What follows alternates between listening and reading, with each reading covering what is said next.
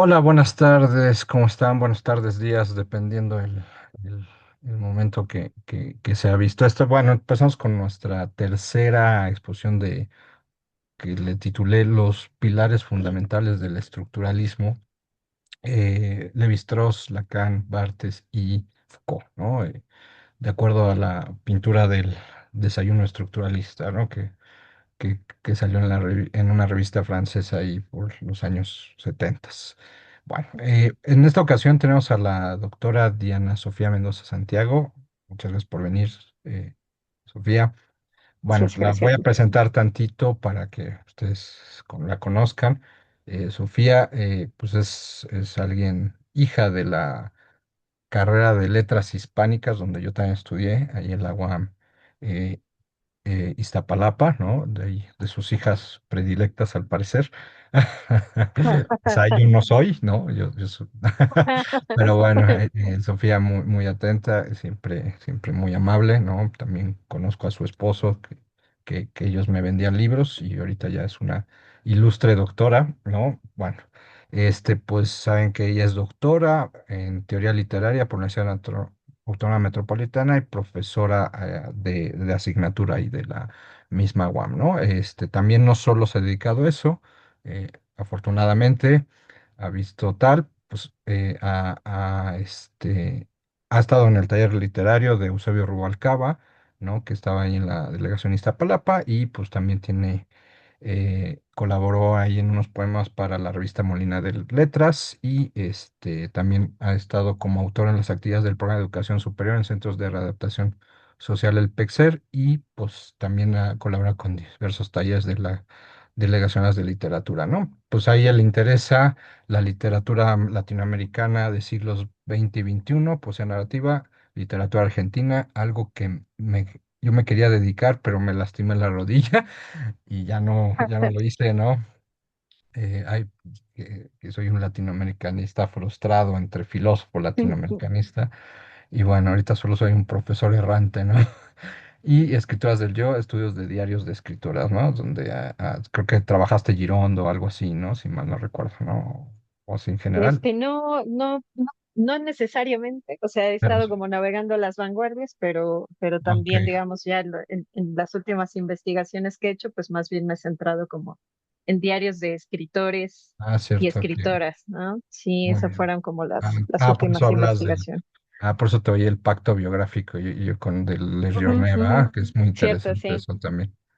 Bueno, sí. entonces aquí, y bueno, entre sus casualidades, porque yo decía, ay, necesito a alguien que conozca Bartes y pues todo el mundo lee Lacan, le he visto a los antropólogos al fin y al cabo, pero de Bartes y dije, ay, hay casi quien no lea Bartes. Y me acordé, no sé por qué, que una vez me dijiste, ay, de Bartes, y te pregunté y dijiste, no, sí lo tengo bien trabajado, y dije, "Ah, pues ya lo hicimos y entonces pues ahorita nos va a hablar de Roland Barthes, ¿no? Para la clase que doy, que es estructuralismo, que también me animé a hacer estas como pláticas, charlas, importantes para, pues bueno, acercar el estudio o el interés de los estructuralistas, ¿no? Que es tal. Y pues vamos a hablar de eso, ¿no? Ahí lo que nos quieras compartir, Sofía, pues bueno, te dejo aquí, me silencio, pero Ujú. te estoy escuchando atentamente. Aquí ando. De hecho, no apago mi Perfecto. cámara. Vientos.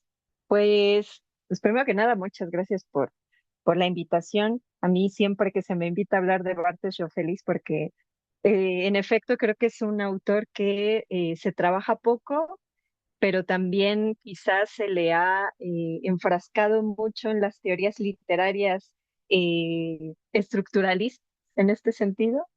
Y creo que Bartes es un autor muy versátil.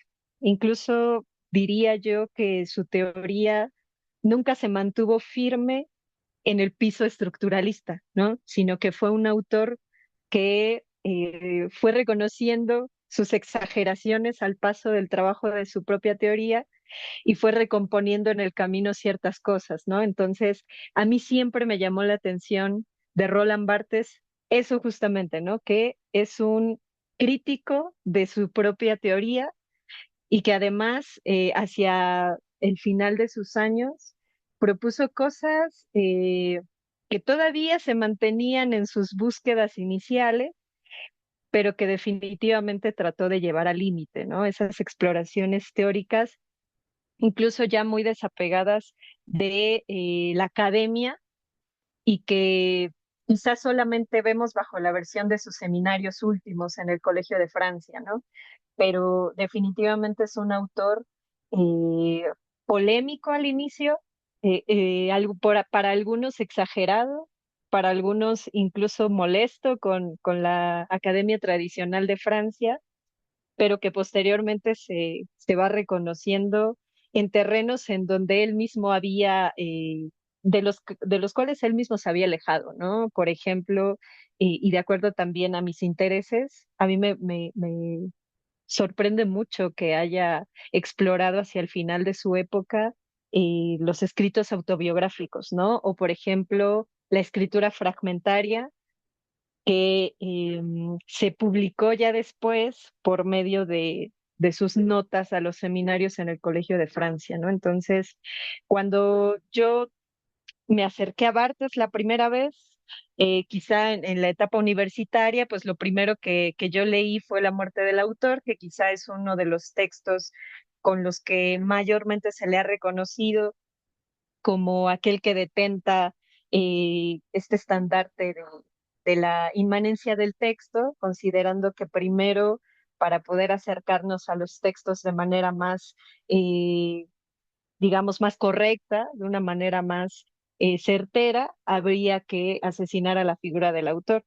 Que si bien esta muerte del autor la vemos consumada específicamente en un texto del 68, y que además va a dar debate, por ejemplo, en autores como Michel Foucault, que hace esta conferencia de que es un autor, y después va a haber otro autor como Agamben, ¿no? El italiano, que va a ser el autor como gesto, es decir, Barthes abre el debate hacia la muerte del autor desde este texto, pero creo que habría que reconocer estas búsquedas años antes, en su etapa, digamos, de mayor fuerza estructuralista, y cuando todavía está en la polémica o en medio del debate de la crítica tradicional academicista, ¿no? Que está más cercana al positivismo.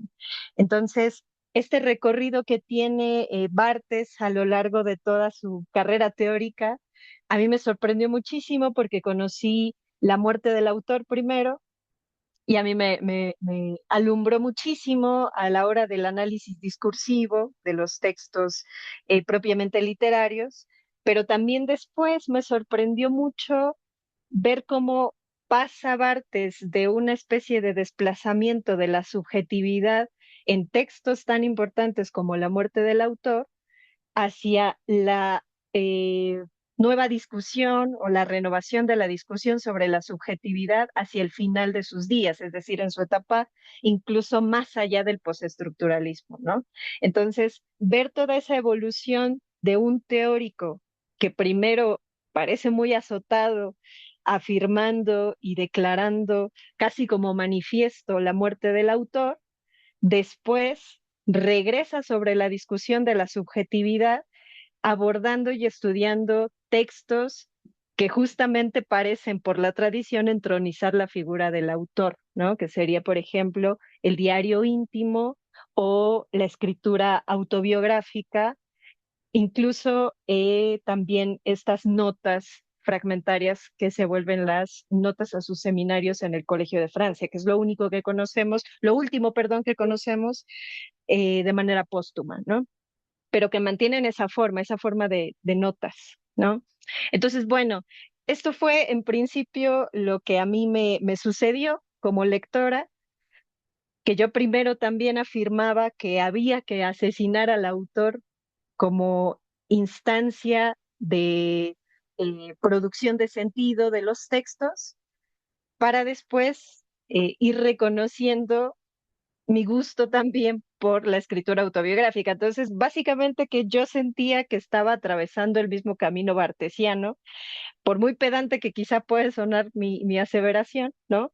Pero yo también reconocía que mi trayecto por la crítica literaria iba en el mismo sentido que lo hizo Barthes, ¿no?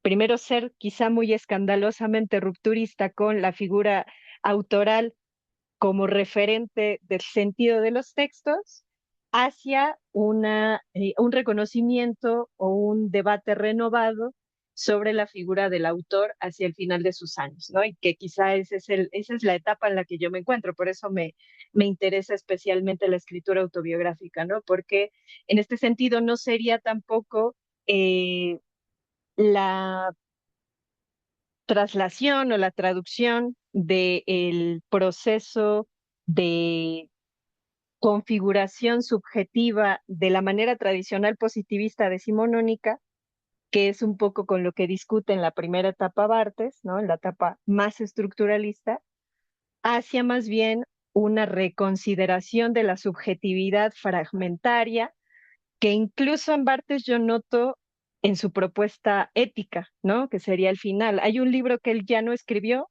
un proyecto que él tenía hacia el final de su vida, que fue importantísimo y que por ahí nos anticipa en los seminarios, en el seminario de la preparación de la novela, que es la Vita Nova, un poco tratando de dialogar con Dante Alighieri, con esta frase de la Vita Nova, pero que para él también era la construcción de una posible ética literaria, ¿no? Lo cual en los primeros años para Barthes nos va a parecer impensable, porque parece que el estructuralismo en el cual se inscribe, estoy hablando cuando la nueva crítica en Francia está en auge en los años 60, definitivamente parece que esto era impensable, ¿no? Porque hay el entendimiento de una ciencia literaria que reposa o parece reposar en la inmanencia del texto, ¿no? Y entonces recorremos las páginas de Crítica y Verdad, ¿no? Este texto del 66, y parece ser que no nos cuesta mucho trabajo, digamos, reconocer ahí una conexión con lo social, ¿no? Porque incluso cuando él habla de contexto o de posible contexto de los textos literarios, cierra ese contexto, digamos, esa conexión con el contexto en la escritura misma, ¿no? La escritura misma se vuelve el propio contexto de los posibles sentidos, ¿no? Entonces, digamos que por eso también a mí me llamaba mucho la atención que pasar a Barthes de esta primera fase muy estricta en cuanto al estructuralismo, que quizá nosotros leyéndolo a la distancia, hay ciertas aseveraciones que hacen ese texto que nos suenan un poco ya imposibles de llevar a cabo, hacia un terreno mucho más flexible, más incluso hedonista, más fragmentario, en donde interviene el psicoanálisis de otra manera, aunque también vemos que en la primera fase, la fase estructuralista, Barthes está dialogando con el marxismo, con la antropología, con el psicoanálisis también, es decir, se mantuvo fiel a sus relaciones con otros discursos, con otras disciplinas, pero fue transformando a lo largo de sus diferentes momentos teóricos justamente esta relación con la antropología, con el marxismo, con el psicoanálisis, ¿no? Entonces, incluso resuena mucho Nietzsche, por ejemplo, al inicio, pero hay un replanteo de Nietzsche hacia el final, ¿no? Con este proyecto que no llevó a cabo, que es el de la Vita Nova y una probable ética de la literatura, ¿no? Entonces, bueno, em, quisiera por ahora detenerme sobre todo, y porque creo que esta sesión se inscribe en esta línea del estructuralismo, me gustaría detenerme más en esa primera etapa bartesiana, en la etapa estructuralista, cuando está en auge la nueva crítica en Francia, ¿no? Por ahí de los años 60. También cabe mencionar que Barthes, los primeros trabajos que realiza están más cercanas a la semiología, pero que esta semiología como parte de los trabajos que hace de la nueva crítica, se van a afianzar más en la lingüística, ¿no? Entonces, la semiología va a pasar por ser los primeros trabajos de Barthes, va a afianzarse en su etapa estructuralista ya en su relación con la lingüística, ¿no? Entonces, la lingüística va a venir a alumbrar muchísimo del estructuralismo, pero Barthes va sobre todo a enfatizar en el texto Crítica y Verdad su vinculación con la semiología, ¿no? Que es algo que él viene trabajando desde obras atrás, ¿no? Entonces, de esta primera etapa bartesiana, sobre todo distinguimos la obra del grado cero de la escritura del año 1953. Estoy hablando sobre todo de estas obras en donde todavía está fuertemente la semiología como un propósito, como una búsqueda, digamos, completamente explícita en sus obras.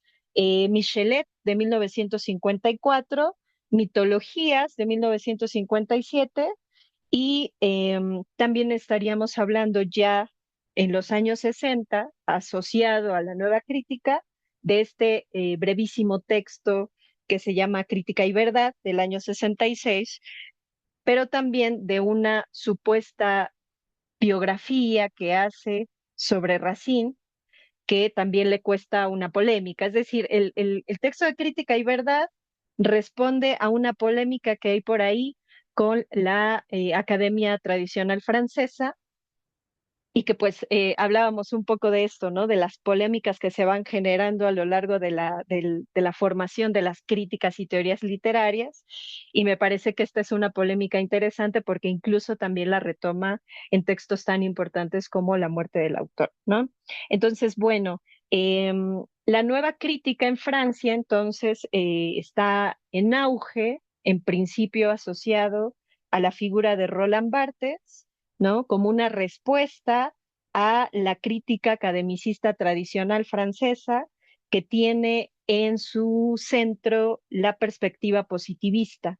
Entonces, Barthes, de alguna manera, con estos primeros textos, va a tratar de responder a, a las diversas polémicas que se generan como acusaciones de esta nueva modalidad de la crítica, pero también lo va a hacer junto con otras personas. Digamos, él es uno de los que toma la palabra por medio de estos brevísimos textos como Crítica y Verdad para responder específicamente a un sujeto que se llama Raymond Picard, ¿no? Que va a ser el que despliega justamente estas acusaciones hacia la crítica bartesiana, pero no lo va a hacer solo, digamos, Bartes un poco que refiere a estas personas en el mismo Crítica y Verdad, y tenemos por ahí figuras importantes como Genet, Todorov, Greimas, ¿no? Que también está por ahí muy metido en semiología, Kristeva, que la vamos a ver sobre todo en,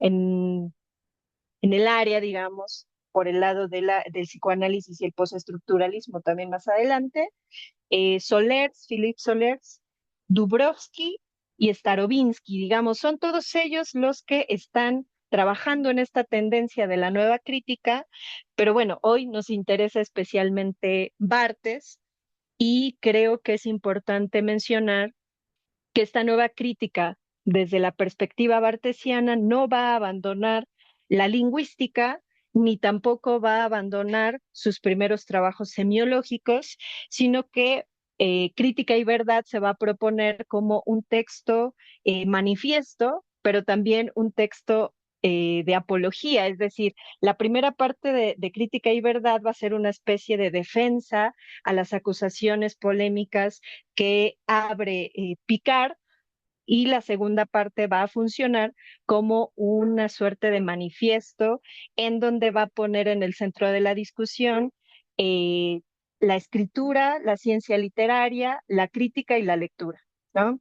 Entonces, bueno, estos aspectos de crítica y verdad de alguna manera afianzan la propuesta estructuralista primera de Barthes, ¿no? Al menos a mí me parece, ahorita me dirás, Javier, eh, ¿tú cómo lo ves, no? Si realmente Crítica y Verdad sería como este texto programático primero, ¿no? Del estructuralismo bartesiano, en donde sí considero yo que invitaba a los críticos y a los lectores a hacer ciencia literaria, ¿no? Es decir, a mí me parece incluso un texto sumamente claro, por esta intención, digamos, casi que de declaración de principios y también eh, muy fuertemente enumerados, ¿no? Ciertos aspectos que uno como lector o como crítico puede seguir sin ningún problema, ¿no?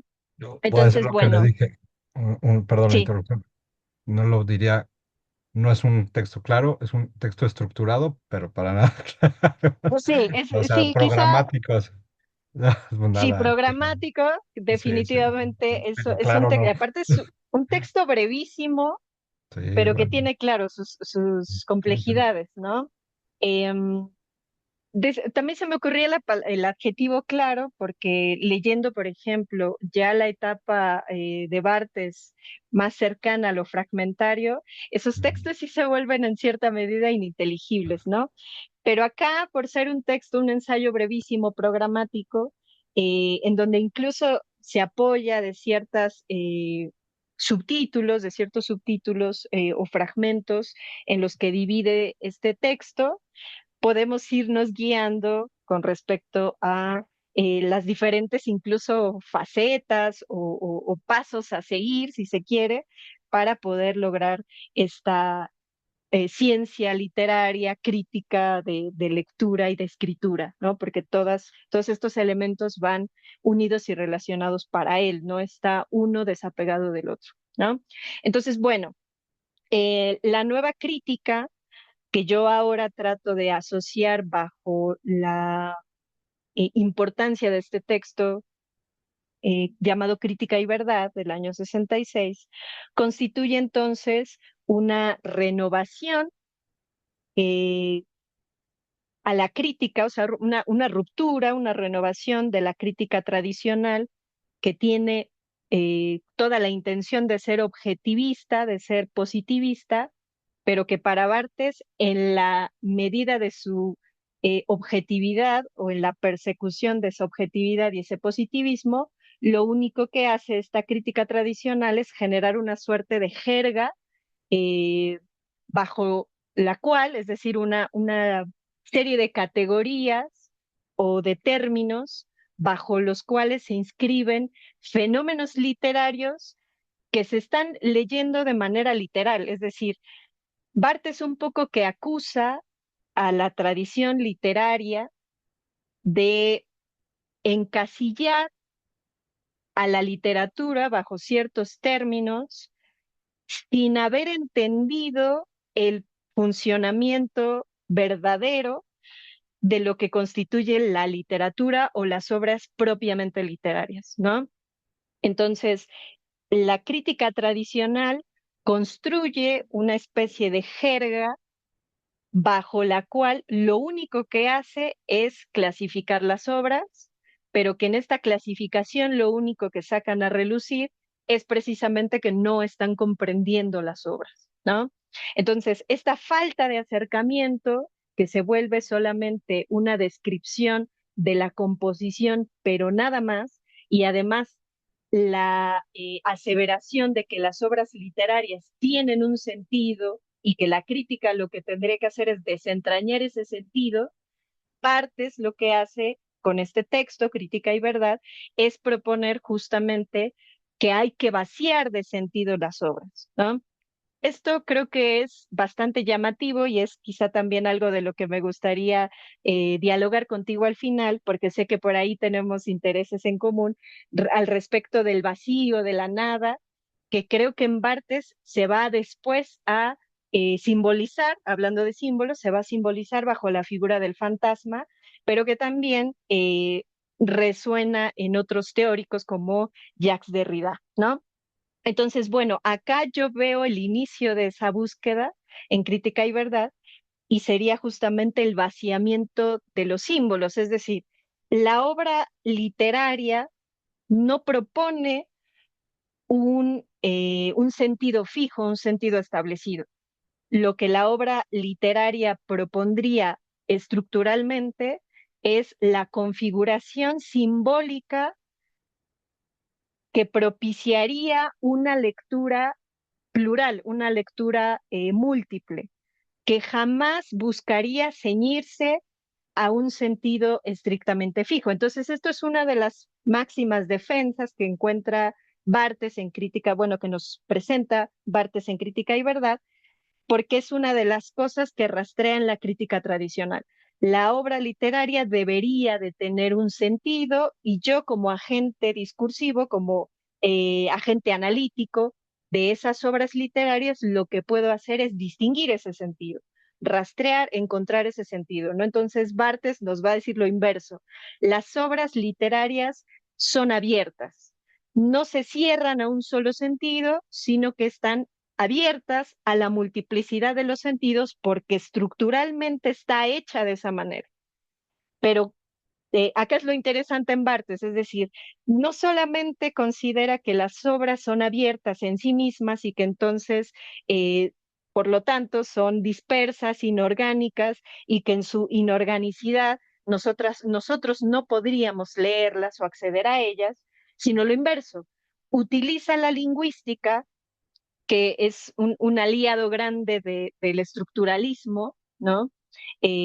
Proveniente incluso de Saussure y pasando por Saussure también la herencia de Praga, de la Escuela de Praga, que veremos muy reflejada en la nueva crítica, esto es Jacobson, sobre todo cita a Jacobson, Barthes, ¿no? A lo largo de estos primeros ensayos, bajo la idea de que la lingüística puede servir como ciencia, como método, digamos, discursivo o de análisis discursivo para entender cómo se configura una obra literaria, disponiendo de manera coherente simbología, es decir, ahí está la idea de los signos, símbolos que no estarían cerrados en sí mismos, sino que presentarían una apertura y una multiplicidad en cuanto a los sentidos, ¿no? Entonces, por eso también en Crítica y Verdad veremos el germen de su propuesta por matar al autor, que después se va a afianzar en este ensayo importante que es La muerte del autor en el año 68, si no mal recuerdo. Entonces, bueno, seguimos toda esa primera etapa bartesiana. La etapa semiológica, que es la primera, que produce justamente la polémica con Picard, luego de las respuestas que se hacen con Picard, vienen esta serie de textos que ya se afianzan en la nueva crítica y en el estructuralismo, en donde encontramos Crítica y Verdad como uno de los textos centrales, pero también los ensayos críticos, por ejemplo, y esta biografía extraña, rara sobre Racine, que por cierto, Picard también le señala y le ofende en gran manera porque Picard era especialista en Racine, pero la lectura de Racine que tiene Picard es muy tradicional, es decir, él sí consideraba que había que rastrear en la figura autoral de Racine, en sus pasiones, en la carne y hueso de Racine, cierta conexión de instauración de sentido de las obras literarias, que es algo que Barthes no hace, es decir, esta pseudobiografía llamada sobre Racine en realidad no busca centrarse en la figura de Racine, sino más bien en una concepción de que las obras literarias están eh, ya dirigiéndose, digamos, a este sentido que buscaba Barthes en su etapa más estructuralista, ¿no? Entonces, es curioso porque incluso el título nos hace suponer que es una biografía tradicional, pero en realidad lo que está haciendo es un poco que jugar con los términos y también en este sentido echar abajo ciertas teorías tradicionales que existen alrededor de las figuras autorales. Entonces, en Crítica y Verdad también va a dedicar una parte, Barthes, a la idea de la muerte del autor, aunque la va a desarrollar de manera más minuciosa después, ¿no? Entonces, Crítica y Verdad, por eso a mí me parece un texto fundamental, ¿no? Brevísimos, a mí me sorprende que en tan pocas palabras haya dispuesto tantas cosas, o sea, le dio tiempo de defenderse de Picard, y de la crítica tradicional academicista positivista, pero también a la vez le dio tiempo de proponer un manifiesto programático para tratar de entender la idea de lo que es la obra literaria, ¿no? Y también en este sentido, cómo está compuesta, cómo se puede analizar, cómo se puede leer. Y hay algo también que creo que hay que mencionar y que también va a ser una de las grandes búsquedas de Barthes a lo largo de toda su deriva teórica, que es precisamente que el lector se convierte en crítico y que el crítico a la vez es análogo al escritor, es decir, que la crítica literaria produce escritura por ser incluso una necesidad a la hora de leer críticamente, ¿no? Y que estos textos son también muy parecidos a las obras literarias, ¿no? Entonces el crítico se va a volver escritor y lo que va a escribir es análogo a las obras literarias, porque tienen esta misma conexión de no fijar los sentidos, sino de una escritura en segunda potencia, que esta escritura en segunda potencia también va a ser algo, por ejemplo, que le va a fascinar a Gerard Genet, ¿no? Pero Gerard Genet incluso lo va a llevar a el análisis, digamos, de los diferentes planos en los que está constituido un texto y va a proponer umbrales y palimpsestos, etcétera, ¿no?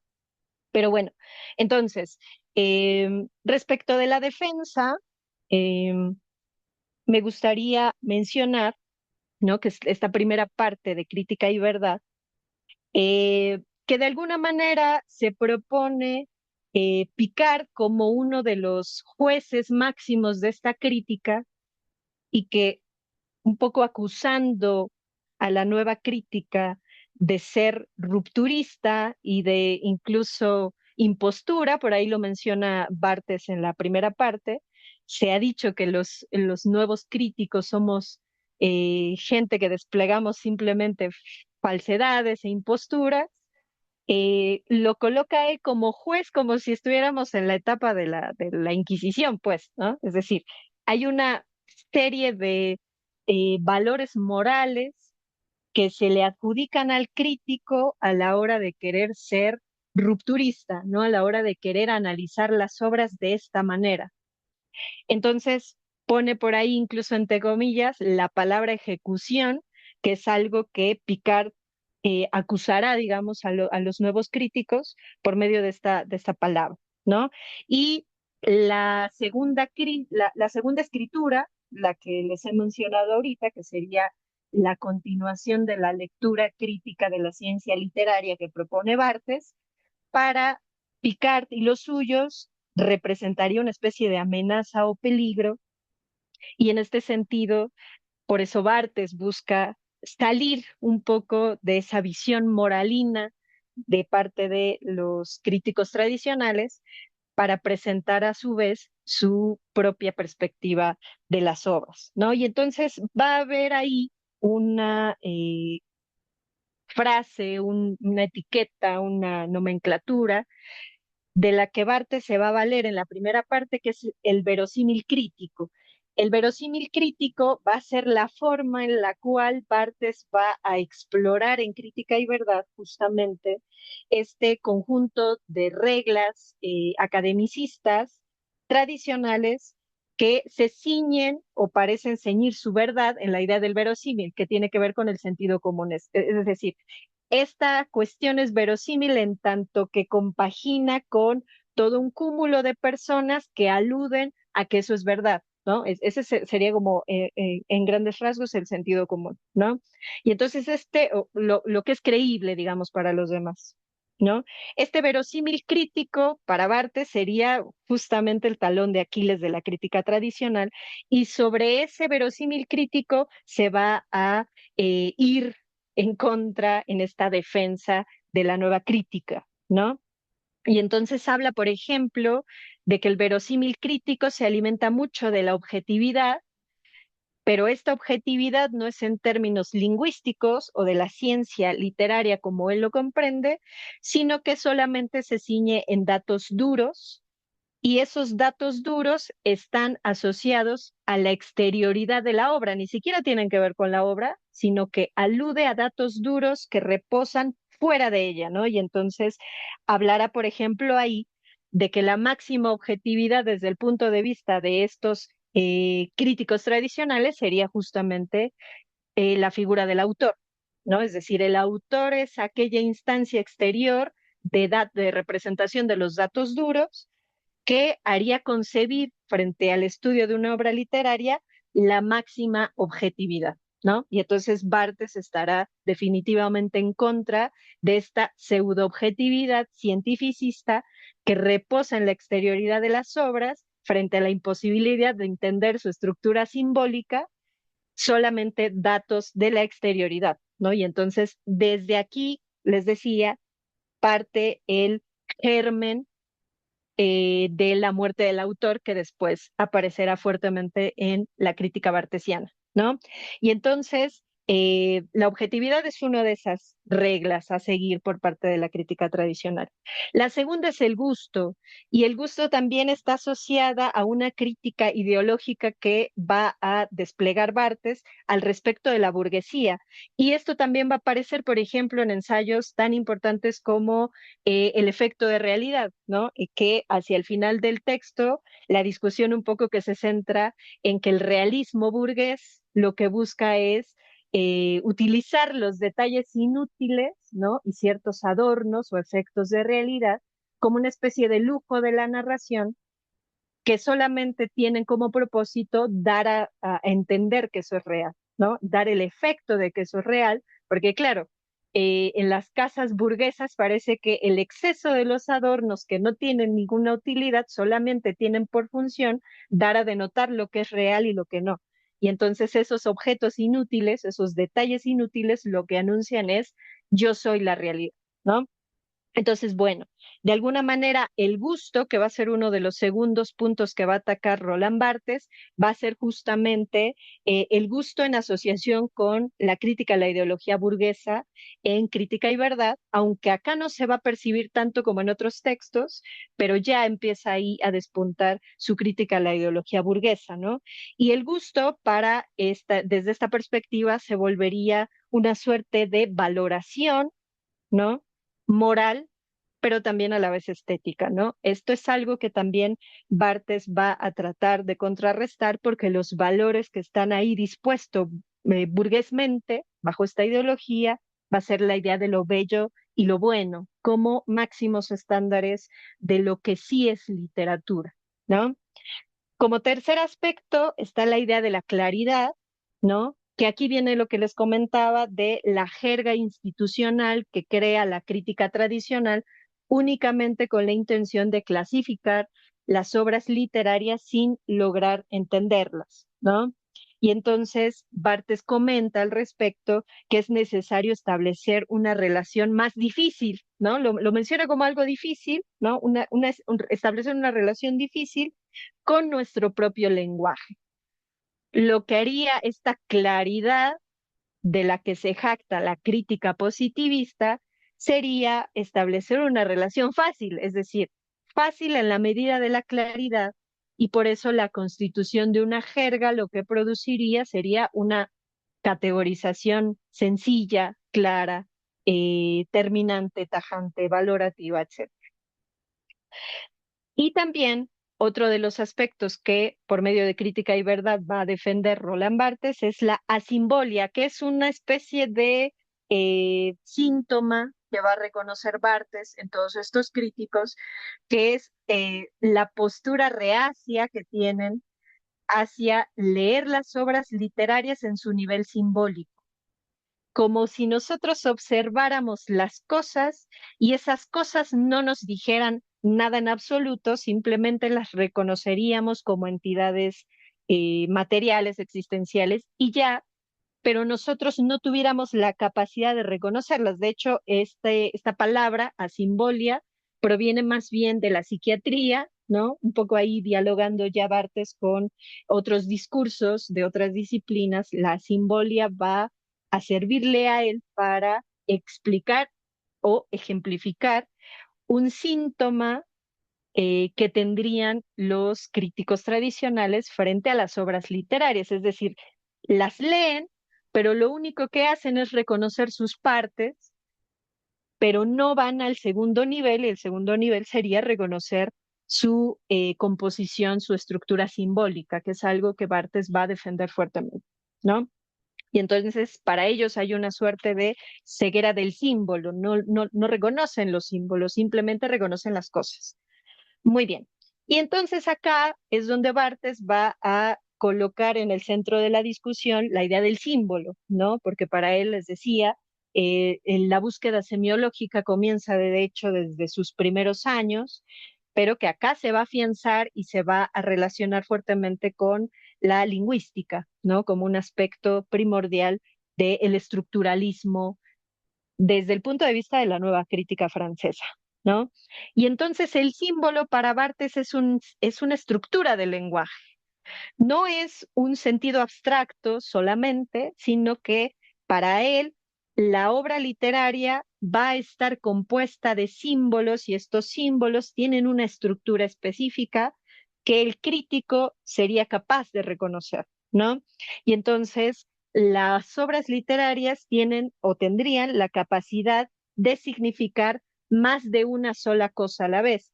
Es decir, son ambiguas por naturaleza, no tienen un sentido único, sino que están abiertas a la ambigüedad, pero esta ambigüedad a la vez está estructurada. Y entonces lo que puede hacer un lector de la nueva crítica, ¿no? Un poco ciñéndonos a esta idea como manifiesto, podría reconocer que las obras literarias significan más de una cosa a la vez. Por lo tanto, el crítico literario no tendría la labor de fijar ese sentido o de fijar uno de los muchos sentidos, sino más bien reconocer los diferentes sentidos que se juegan a la vez, es decir, una ciencia casi que de la ambigüedad. Para Barthes es posible distinguir esa ciencia de la antigüedad, de la ambigüedad, ¿no? De la antigüedad, de la ambigüedad, ¿no? Y entonces para él todos los signos tienen por naturaleza algo del orden de la connotación, es decir, no de la denotación en su sentido referencial literal, sino de la connotación como vehículo de un nuevo significado, ¿no? Y entonces acá hay una apertura a los diferentes sentidos, ¿no?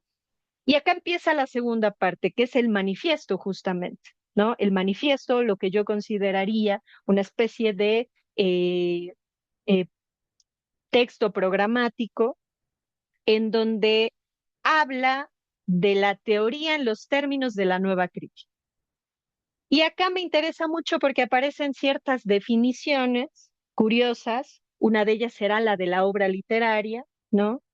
Pero también hablará de el objeto que estudia la ciencia literaria en sus términos, ¿no? Y este objeto sería el lenguaje, es decir, lo que nos interesa a nosotros rastrear en las obras literarias en principio es cómo está estructurado ese lenguaje, no las cuestiones exteriores a él, a las obras, sino directamente el estudio del lenguaje. Ese es nuestro objeto de estudio, ¿no?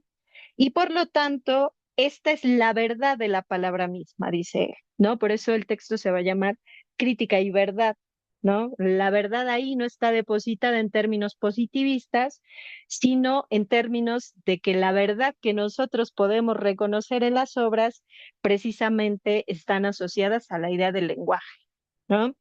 Y entonces aquí habla, por ejemplo, de una crisis del comentario.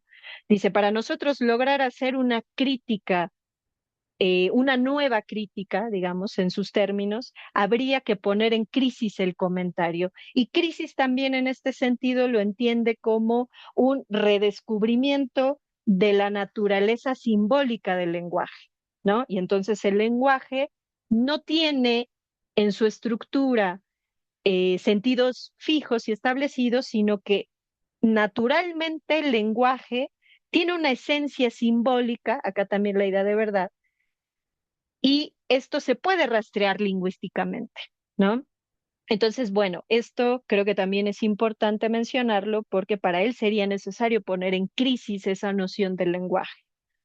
Muy bien, hablaríamos entonces de un lenguaje plural y Esto nos daría la idea de que la obra literaria está abierta, que el símbolo le da esa pluralidad a los sentidos de la obra literaria, ¿no?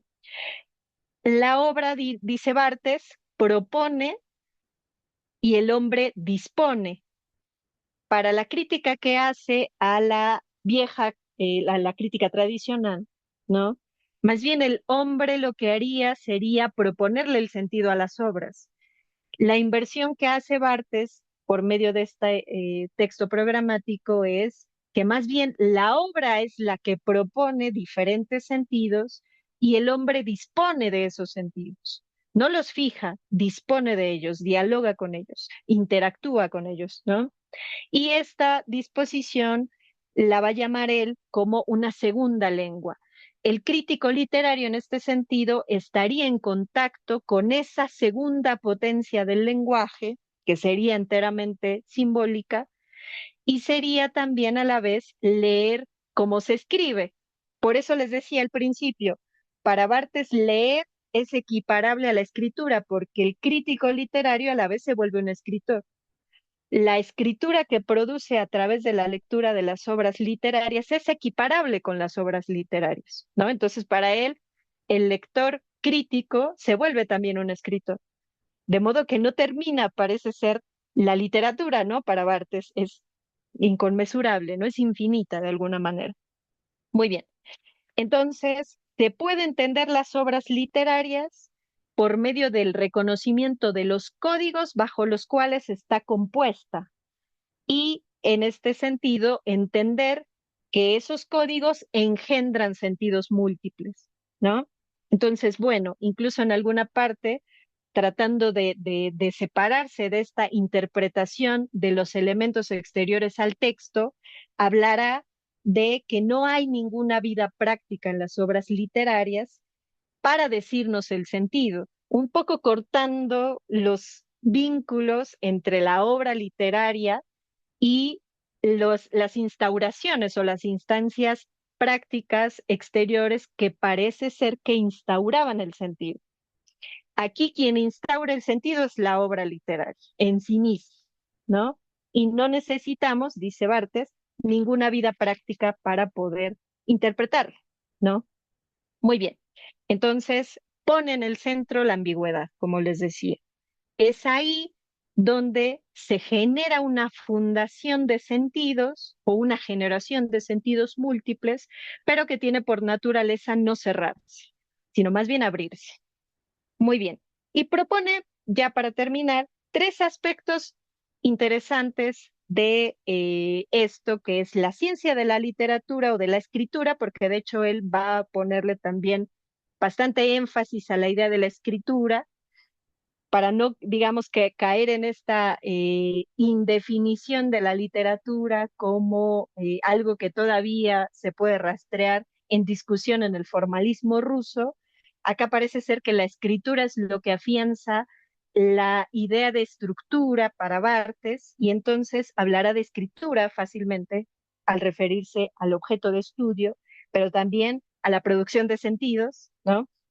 Y esa ciencia literaria estaría condicionada no al contenido, sino al cómo está formado el contenido, cómo está estructurado el contenido. Entonces, esto es interesante porque acá es donde va a inscribir su idea del sentido vacío. Esto es algo que va a perseguir Barthes durante toda su vida, ¿no? Te decía, Javier, a ver si al final hablamos un poco de esto porque a mí me interesa fuertemente la idea del sentido vacío. Y en el Imperio de los Signos, me parece, pone como ejemplo Tokio y el centro vacío, y que parece ser que hay una especie de templo que no tiene nada, ¿no? No es un templo vacío, digamos, es un templo que ni siquiera tiene No, la forma de un templo, no, ¿no? ahí, perdón, me meto no es el templo, Sí, es que el centro de Tokio está el Palacio el Imperial centro, y no sí, puedes entrar. No y puedes no puedes entrar, tú entrar, solo ¿no? puedes Sí, recorrer los jardines. alrededor, Dice por ¿no? Sí. inversión que todo el centro occidental se conforme con la iglesia, tal. Ujú, Entonces el ujú, ujú. centro asiático, y eso le fascina, ¿no? A mí también me fascina eso. Sí, Es sí, sí, una sí, sí. cita que sí, pero es el Y es justo porque Occidente se construye con la catedral, la iglesia y es un centro lleno, ¿no?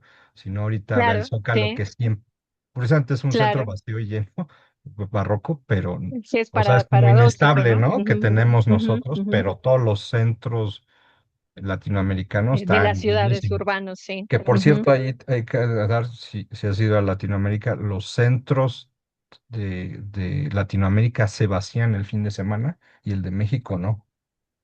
No sé por qué. ujú. Como que hay por ejemplo, el Al centro de contrario, ¿no? Buenos Aires se vacía. Ujú, El ujú. fin de semana no hay gente, pero el de México, bárbaro, ¿no? Bueno, ahí también la cuestión del mitote y también esa idea de que el Zócalo se volvió una plaza de mito, antes tenía jardineras y que luego se vacía para el mitote. Es muy Ajá, interesante, sí, pero sí. hay que ver eso, porque también hay cosas de horror vacui ahí en el, Sí, sí, sí, o sea, sí. podemos barroquizar el programa, pero seguimos hablando de eso, pero sí, ese Sí, es un... la referencia está, si no mal recuerdo, en el Imperio de los Signos y va en torno a esta idea del sentido vacío, ¿no? Que el sentido vacío para el centro de Tokio no tendría la idea de transmitir un mensaje en específico, sino solamente de ordenar la ciudad alrededor, ¿no? Entonces, es muy interesante aquí la idea porque parece ser que las obras literarias, como se ha estudiado tradicionalmente, tendrían que transmitir un mensaje en específico y por lo tanto los lectores tendrían que descifrar ese mensaje e incluso querer transmitir ese mensaje. Para Barthes, no, es lo inverso. La obra literaria contiene símbolos vacíos y esa vacuidad de los signos de alguna manera permite justamente el entendimiento de la ambigüedad, ¿no? Entonces, lo único que uno puede hacer en este sentido, ciñéndose a la ciencia de la literatura, es proponer un modelo hipotético de descripción, solamente una hipótesis. Es decir, lo que nosotros podríamos hacer es hipotetizar en nuestra interpretación un posible sentido, no fijarlo, solo hipotetizar, ¿no?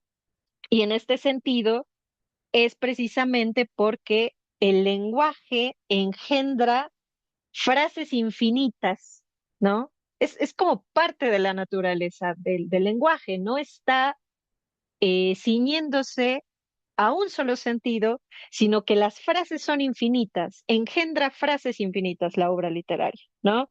Entonces, esto va también vinculado a una discusión que desprende por ahí casi como de paso, pero que creo que es importante mencionar, que es la idea del genio, ¿no? La idea de que los genios conciben como intermediarios divinos, iluminados, si quieren, una obra literaria sin esta lógica de los símbolos, sino más bien solamente como eh, estructuras que dan un sentido en particular, que no tienen una explicación, que ni siquiera uno podría a lo mejor acceder a esa explicación de las obras.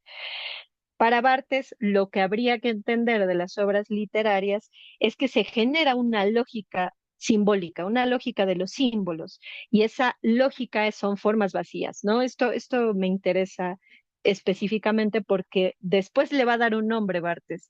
Acá solamente lo menciona como un ejercicio del mismo símbolo, pero más adelante Bartes lo que va a tratar de hacer es estudiar muchísimo esta vacuidad de los símbolos, ¿no? Muy bien. Y entonces, acá habría que desplazar al autor, ¿no? Me parece también en este sentido un poco antirromántica su propuesta, porque lo que tendría que hacer el crítico literario es desplazar al autor, la figura del autor, porque es aquel que instaura sentido o el que parece que instaura sentido y está ahí para anunciarnos el mensaje que busca transmitir la obra, ¿no? Y entonces acá la muerte desde la perspectiva bartesiana, lo que intentaría sería fundar la verdad de la obra. No el autor, sino la muerte del autor fundaría la verdad de la obra. Y esa verdad es enigmática, nos dice Bartes. Y acá entra algo que también quizá te gustaría discutir, Javier, que es precisamente la idea de la mitología de la escritura que recupera de su texto mitologías, ¿no? Y la mitología para él sería precisamente esa lógica simbólica generada por las obras literarias que no se ciñen a una verdad discursiva positivista, ¿no? Coherente con el mensaje que se busca transmitir como verdad, como sentido único, sino más bien una mitología que se va conformando a lo largo de las lecturas, incluso a lo largo de la escritura misma, producto de la crítica, ¿no? Y entonces esta mitología la menciona él como una gran escritura mítica, lo dice así, ¿no? Muy bien. Esto sería para él una suerte de ciencia del discurso, ¿no? Hay entonces dos tipos de signos, dos niveles, los signos inferiores a la frase y los signos superiores, ¿no? Y acá se va como de lo general a lo particular. Y por acá no me detendré mucho porque incluso él también lo menciona solamente como una suerte de método posible de ir al análisis del discurso a través de esta perspectiva científica, ¿no? Muy bien. Y finalmente está la idea de la crítica, que la crítica para él sería también una posibilidad de producir un metalenguaje y este metalenguaje lo podemos entender como un segundo lenguaje, es decir, que su materialidad es el lenguaje mismo, pero que a la vez se genera un segundo lenguaje que es también coherente con las formas de la obra, porque está leyéndose a partir de ahí. La crítica se genera a partir de la lectura de esa obra primera para generar un segundo lenguaje que sería propiamente la escritura crítica, ¿no? Y esa es la producción del segundo lenguaje y también habría, para generar esto, que atender a algo que él llama anamorfosis, que es como una especie de deformación de la obra, pero sin dejar de ceñirse a la estructura lógica de la obra, ¿no? Porque muchas veces también se le ha acusado a Barthes de irse demasiado al inmanentismo de las obras, como si entonces, frente a la multiplicidad de los sentidos, uno pudiera decir cualquier estupidez, ¿no? Al respecto de la interpretación de las obras, pero él un poco que ahí va a decir aguas, porque tampoco se trata de decir cualquier interpretación o cualquier sentido entraría en las obras literarias, sino que estaría condicionada a la propia lógica que conforma la misma obra literaria. Espero explicarme con esto, parece un enredo, pero en realidad va un poco por ahí, ¿no? Hay una suerte de control de la infinitud de sentidos que despliega la obra, pero esa infinitud está contenida por la estructura propia de la obra, ¿no? Muy bien.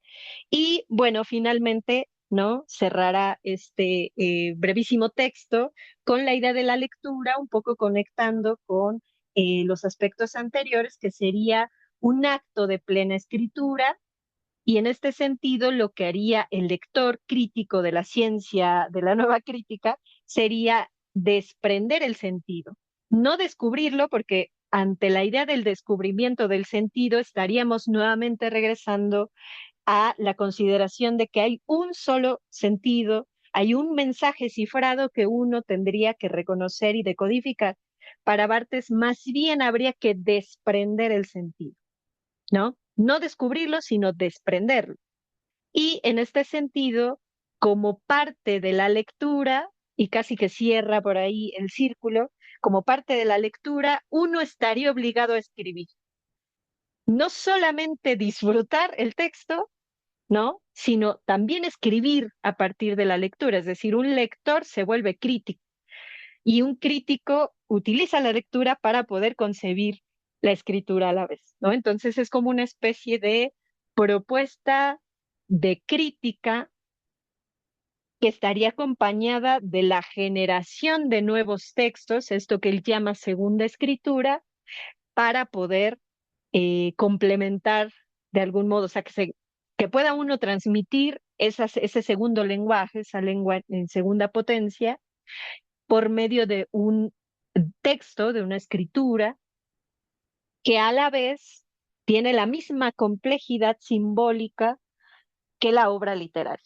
¿no? Y entonces, bueno, con esto cierra Barthes Crítica y Verdad y creo que es un texto, a mi parecer, no sé, ya me dirás tú, fuertemente estructuralista, pero justamente porque vemos esas dos propuestas, ¿no? La primera es la defensa por medio de esta polémica de Picard y la segunda, la propuesta programática de crítica y verdad, ¿no? Es decir, ¿qué sería entonces la ciencia que lee las obras literarias? ¿Cuál sería su verdad?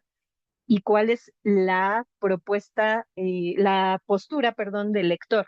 ¿No? Que también estará por ahí rastreando en un montón de ensayos, ¿no? Parece que Barthes, si bien no está inscrito en la teoría de la recepción, ni mucho menos, todo el tiempo está buscando reivindicar la figura del lector, pero la figura del lector hasta este punto es una figura de un lector que escribe, es un lector que critica y a la vez que escribe, porque está condicionado a hacerlo, ¿no? Es como un trabajo completamente de producción, ¿no? No se contenta solo con leer y reconocer y diagnosticar hipotéticamente, sino también está invitado, impulsado por la obra literaria a la escritura, ¿no? Entonces, bueno, eh, eso es lo que puedo decir por ahora de Bartes. Sinceramente, ¿no? Mi Bartes favorito, digamos, el Bartes en el que yo me reconozco mucho más, es en el último Bartes, ¿no? El Bartes de los seminarios, el Bartes de Roland Barthes por Roland Barthes, el placer del texto, el Bartes de cómo vivir juntos, de la preparación de la novela, pero que creo que puede uno disfrutar muchísimo más esas posturas bartesianas, hedonistas, psicoanalíticas, de ética de la literatura, si uno ve primero su fase fuertemente estructuralista, ¿no? Entonces, bueno, eso. Gracias, Sofía. La verdad es que hubiera estado bien hacerlo antes de que expusiera este texto con los alumnos. Me ha quedado mucho más claro. Digo, lo leí bastante, lo leía uno, fui alumno por alumno, así le repartí la lectura y fui uno por uno. A ver, ¿tú qué entendiste de esta parte, no? Y bueno, fue así como, les digo, se me quedan viendo como cachorritos, ¿no? Uf. Sí, sobre todo al final, la verdad es que sí, de repente es muy Sí, sí, sí, sí. confuso. Eh, Ujú, Fíjate ahí lo que dice, que finalmente renega de la crítica, pero a mí se me hace al final una defensa de la crítica sobre la ujú, ciencia de la literatura, pero bueno, a mí me llama la sí. atención. Sí, ahí yo creo que este problema del mote, ¿no? De quién es estructuralista, quién no lo es, ¿no? Ujú, Y tiene este problema fenomenológico, estructuralismo, que siempre lo relaciona con Forrest Gump, ¿no? Que le decían tonto. Y Forrest Gump decía, tonto el que hace tonterías, ¿no? Entonces, ujú, ujú, estructuralista el que hace estructuralismo. Y en cierta forma lo hacía o no. Y justo creo que el problema siempre es esta cuestión de lo simbólico. Creo que es ujú, parte del eje estructuralista siempre. Y es el corazón o el éter sausuriano, ¿no? Y ese es ujú, la ujú. idea, pues así fuerte. Yo creo que Saussure le dio la torre a la metafísica trascendental porque Sí. pues como todo, o sea, como yo lo entiendo, todo era el cratilo, ¿no? Esto que dice Borges, Ujú, ¿no? Si como afirma el griego en el cratilo, la palabra del Nilo está el Nilo, ¿no? Y en el nombre de la rosa está la rosa, ¿no? Que ujú, dice en el ujú. Golem. Eso me lo explicó un profesor de la UAM Xochimilco Aramundo. Dice, bueno, esa es la tradición metafísica Sí. lingüística. ¿Y qué vino a decir Saussure? No, pues que el signo o la palabra es un sistema de otro Ujú, signo donde ujú, se compone un significado y un significante, o sea, un concepto y una imagen, y usan mucho esto de la fenomenología que es la imagen, ¿no? ujú. Que también luego leyendo a Shklovsky también el problema de la imagen, y creo que ahí, no me acuerdo perfectamente, pero Barthes critica que ya no hay imágenes en el símbolo, ¿no? Sí, Las sí, sí, destruye. sí. Entonces el símbolo se vuelve una red de diferencias, ¿no? Ujú, Que es un signo lingüístico, pues aquel que se diferencia a otro y su carácter es arbitrario. Y ujú, finalmente es un sistema diferencial. Ese es el problema. Aquí sería bueno en el problema del sentido, ¿no? Ahí no sé si ujú, te has ujú. topado con Deleuze, tiene un libro que se llama Lógica del Sentido, y ujú, creo que se acerca mucho a Barthes con la idea del sentido, ¿no? El sentido de lo múltiple, ¿no? Quizá Deleuze es más complejo, me parece, pero pues sí, obviamente lo que estamos hablando es de una multiplicidad. Aquí lo dice plural Barthes, ¿no? Es muy ujú, interesante. ujú, Y ese es el asunto, como dices. Yo creo que desde que Saussure lanzó este problema de la diferencialidad del signo, pues ya hay un vacío porque sí, no, o sea, no hay una, y creo que lo dicen los estructuralistas, lo dice Levi-Strauss, no, no hay una esencia. Bueno, no, Levi-Strauss no se echa, ¿no? Pero sí dice, y también este desprendimiento de la estructura sobre la naturaleza, ¿no? Pero finalmente ujú, Levi-Strauss dice que hay estructura sobre la naturaleza humana, pero sí acaba construyendo la idea de construcción, ¿no? Y obviamente sí, también tienes otro problema que es esta muerte del autor, al fin y al cabo es la desaparición del sujeto. ujú, Que es ujú, una tradición metafísica cartesiana moderna.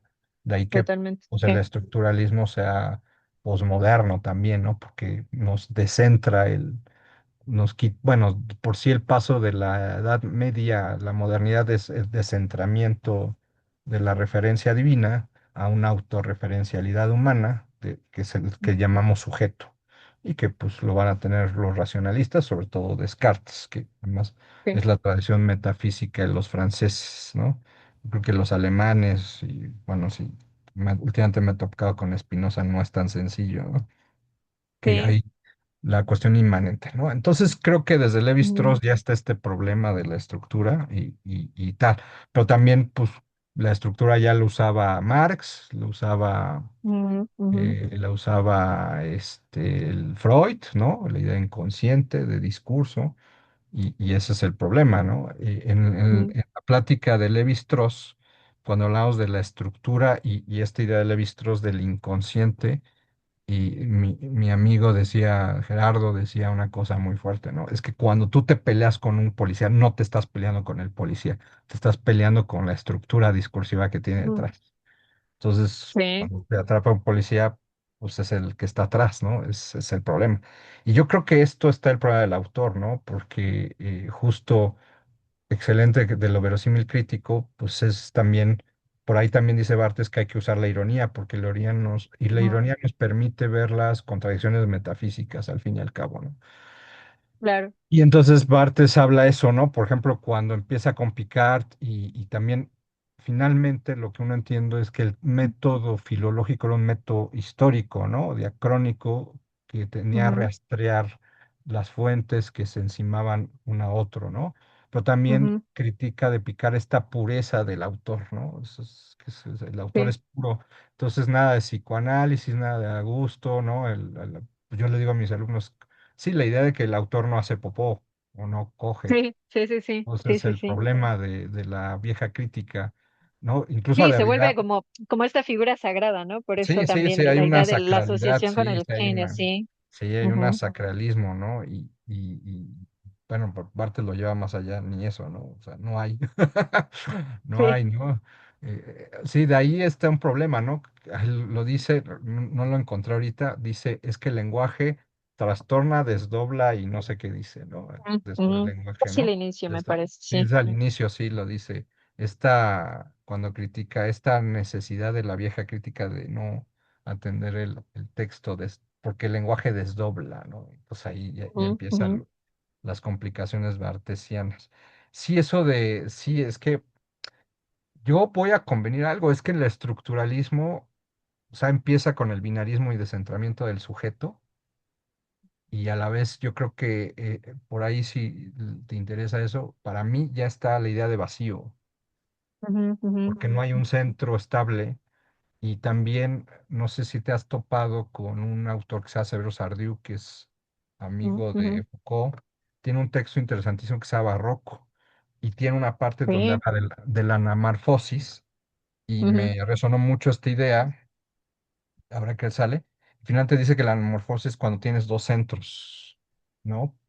Que es una cuestión matemática, ¿no? Tienes el círculo y la morfosis es aplastar un círculo y descentrar. Ahí ujú, también la ujú, ujú, idea de ser. No sé si semánticamente nos acercamos al vacío con el descentramiento, con el el vacío también es el descentrar, ¿no? Porque Sí, justo, ¿cuál es el problema de Descartes? Pues como no hay una referencia estable, no hay un Dios. Al contrario, dice que Dios es un genio maligno que pues te puede meter sí. ideas que no son, ¿no? Ahí, lo del sueño de la mariposa y todo eso. Creo que es oriental esa imagen, además, ¿no? Ujú, Y ujú, entonces ujú, dice que, pues, quién sabe si está soñando, ¿no? Entonces, ¿qué necesitamos? Pues necesitamos un punto de partida, una duda que nos introduzca en una estabilidad racional, ¿no? Y eso es una ujú, forma ujú. de desplazar a Dios por el razonamiento. Finalmente, teológica, para conocerlo, diría Descartes, o para tener certezas, ¿no? Eso es Sí. interesante, ¿no?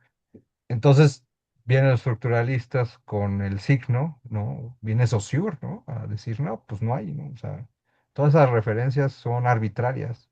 Entonces, Ujú, ¿por qué le ujú, dicen vaca a la vaca? Pues porque así, así pasó.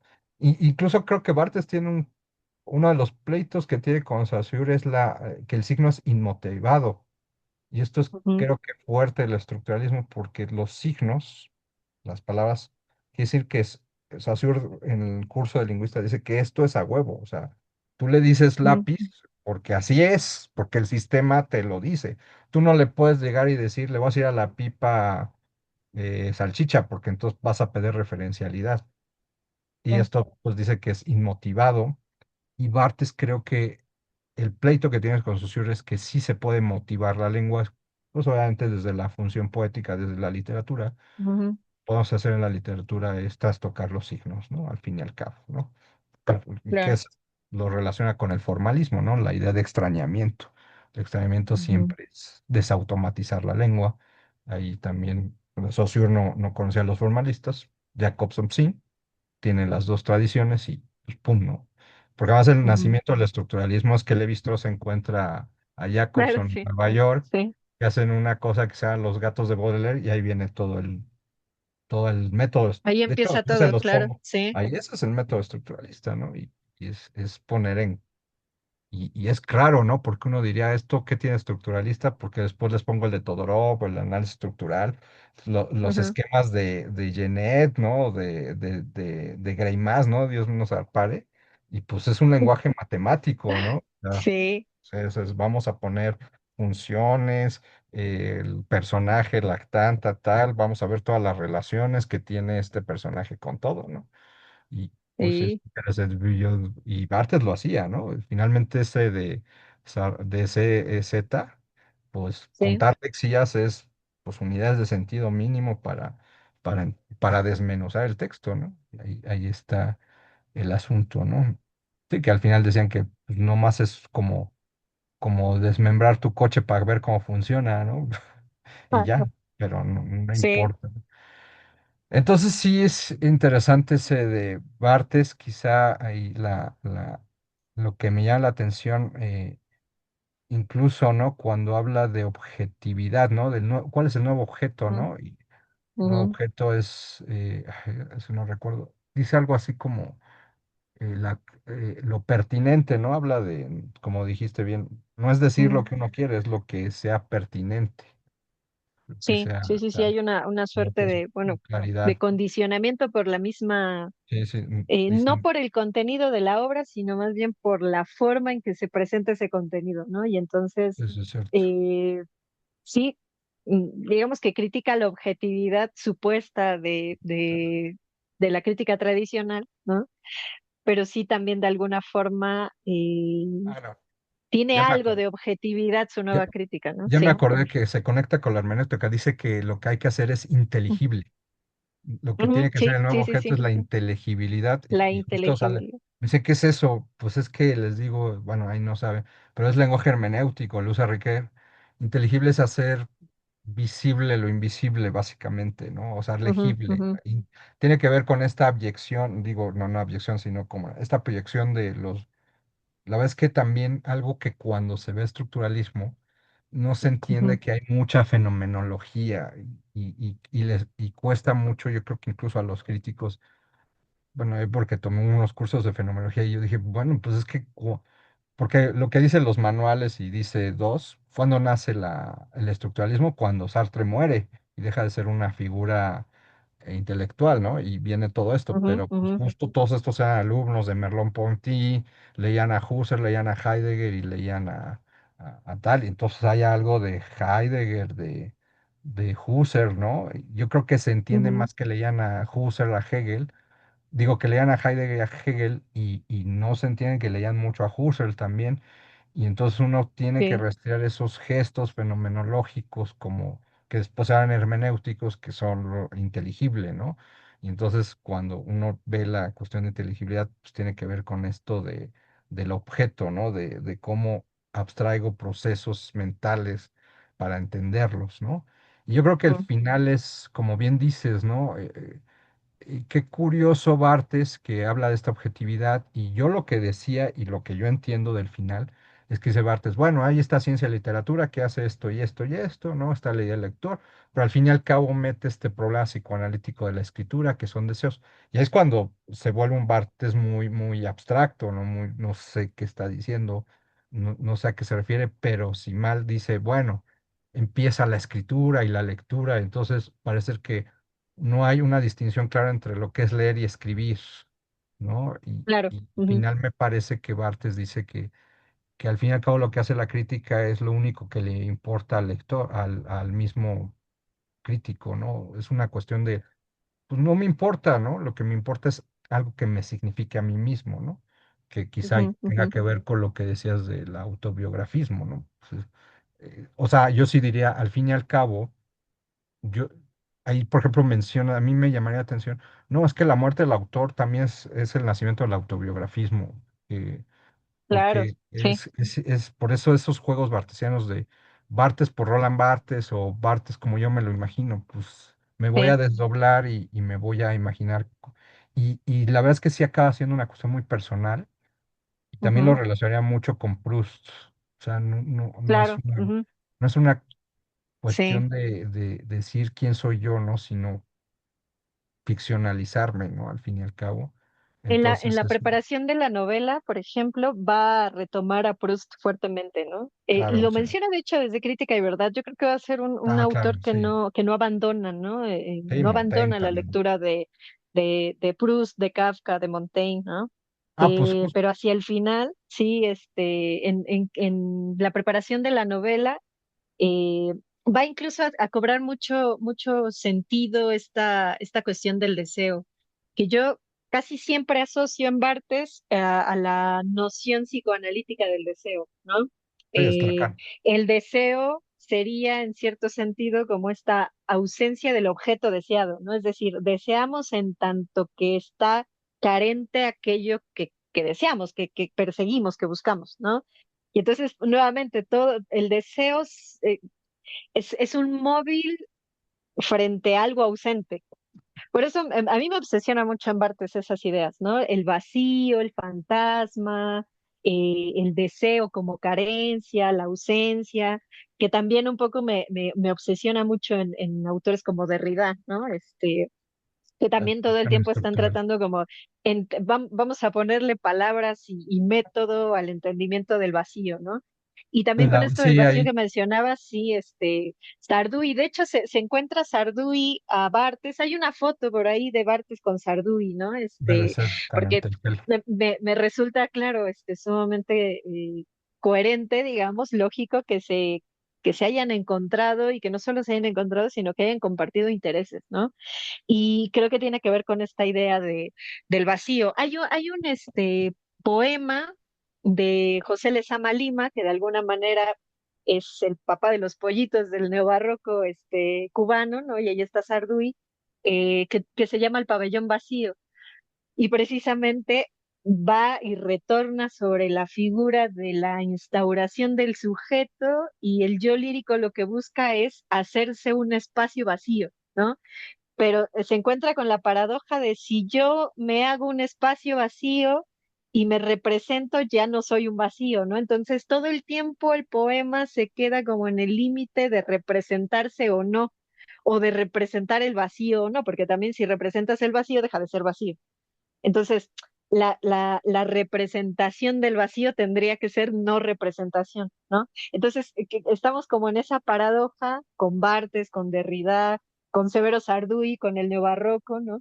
Con, incluso con Néstor Perlonguer, ¿no? Este escritor argentino que después leerá también a Sarduy, o habrá por ahí una influencia fuerte de Interesante. Sarduy, Antonio Carrera, o sea, Arturo Carrera, perdón, todos estos argentinos leyendo a Sarduy, ¿no?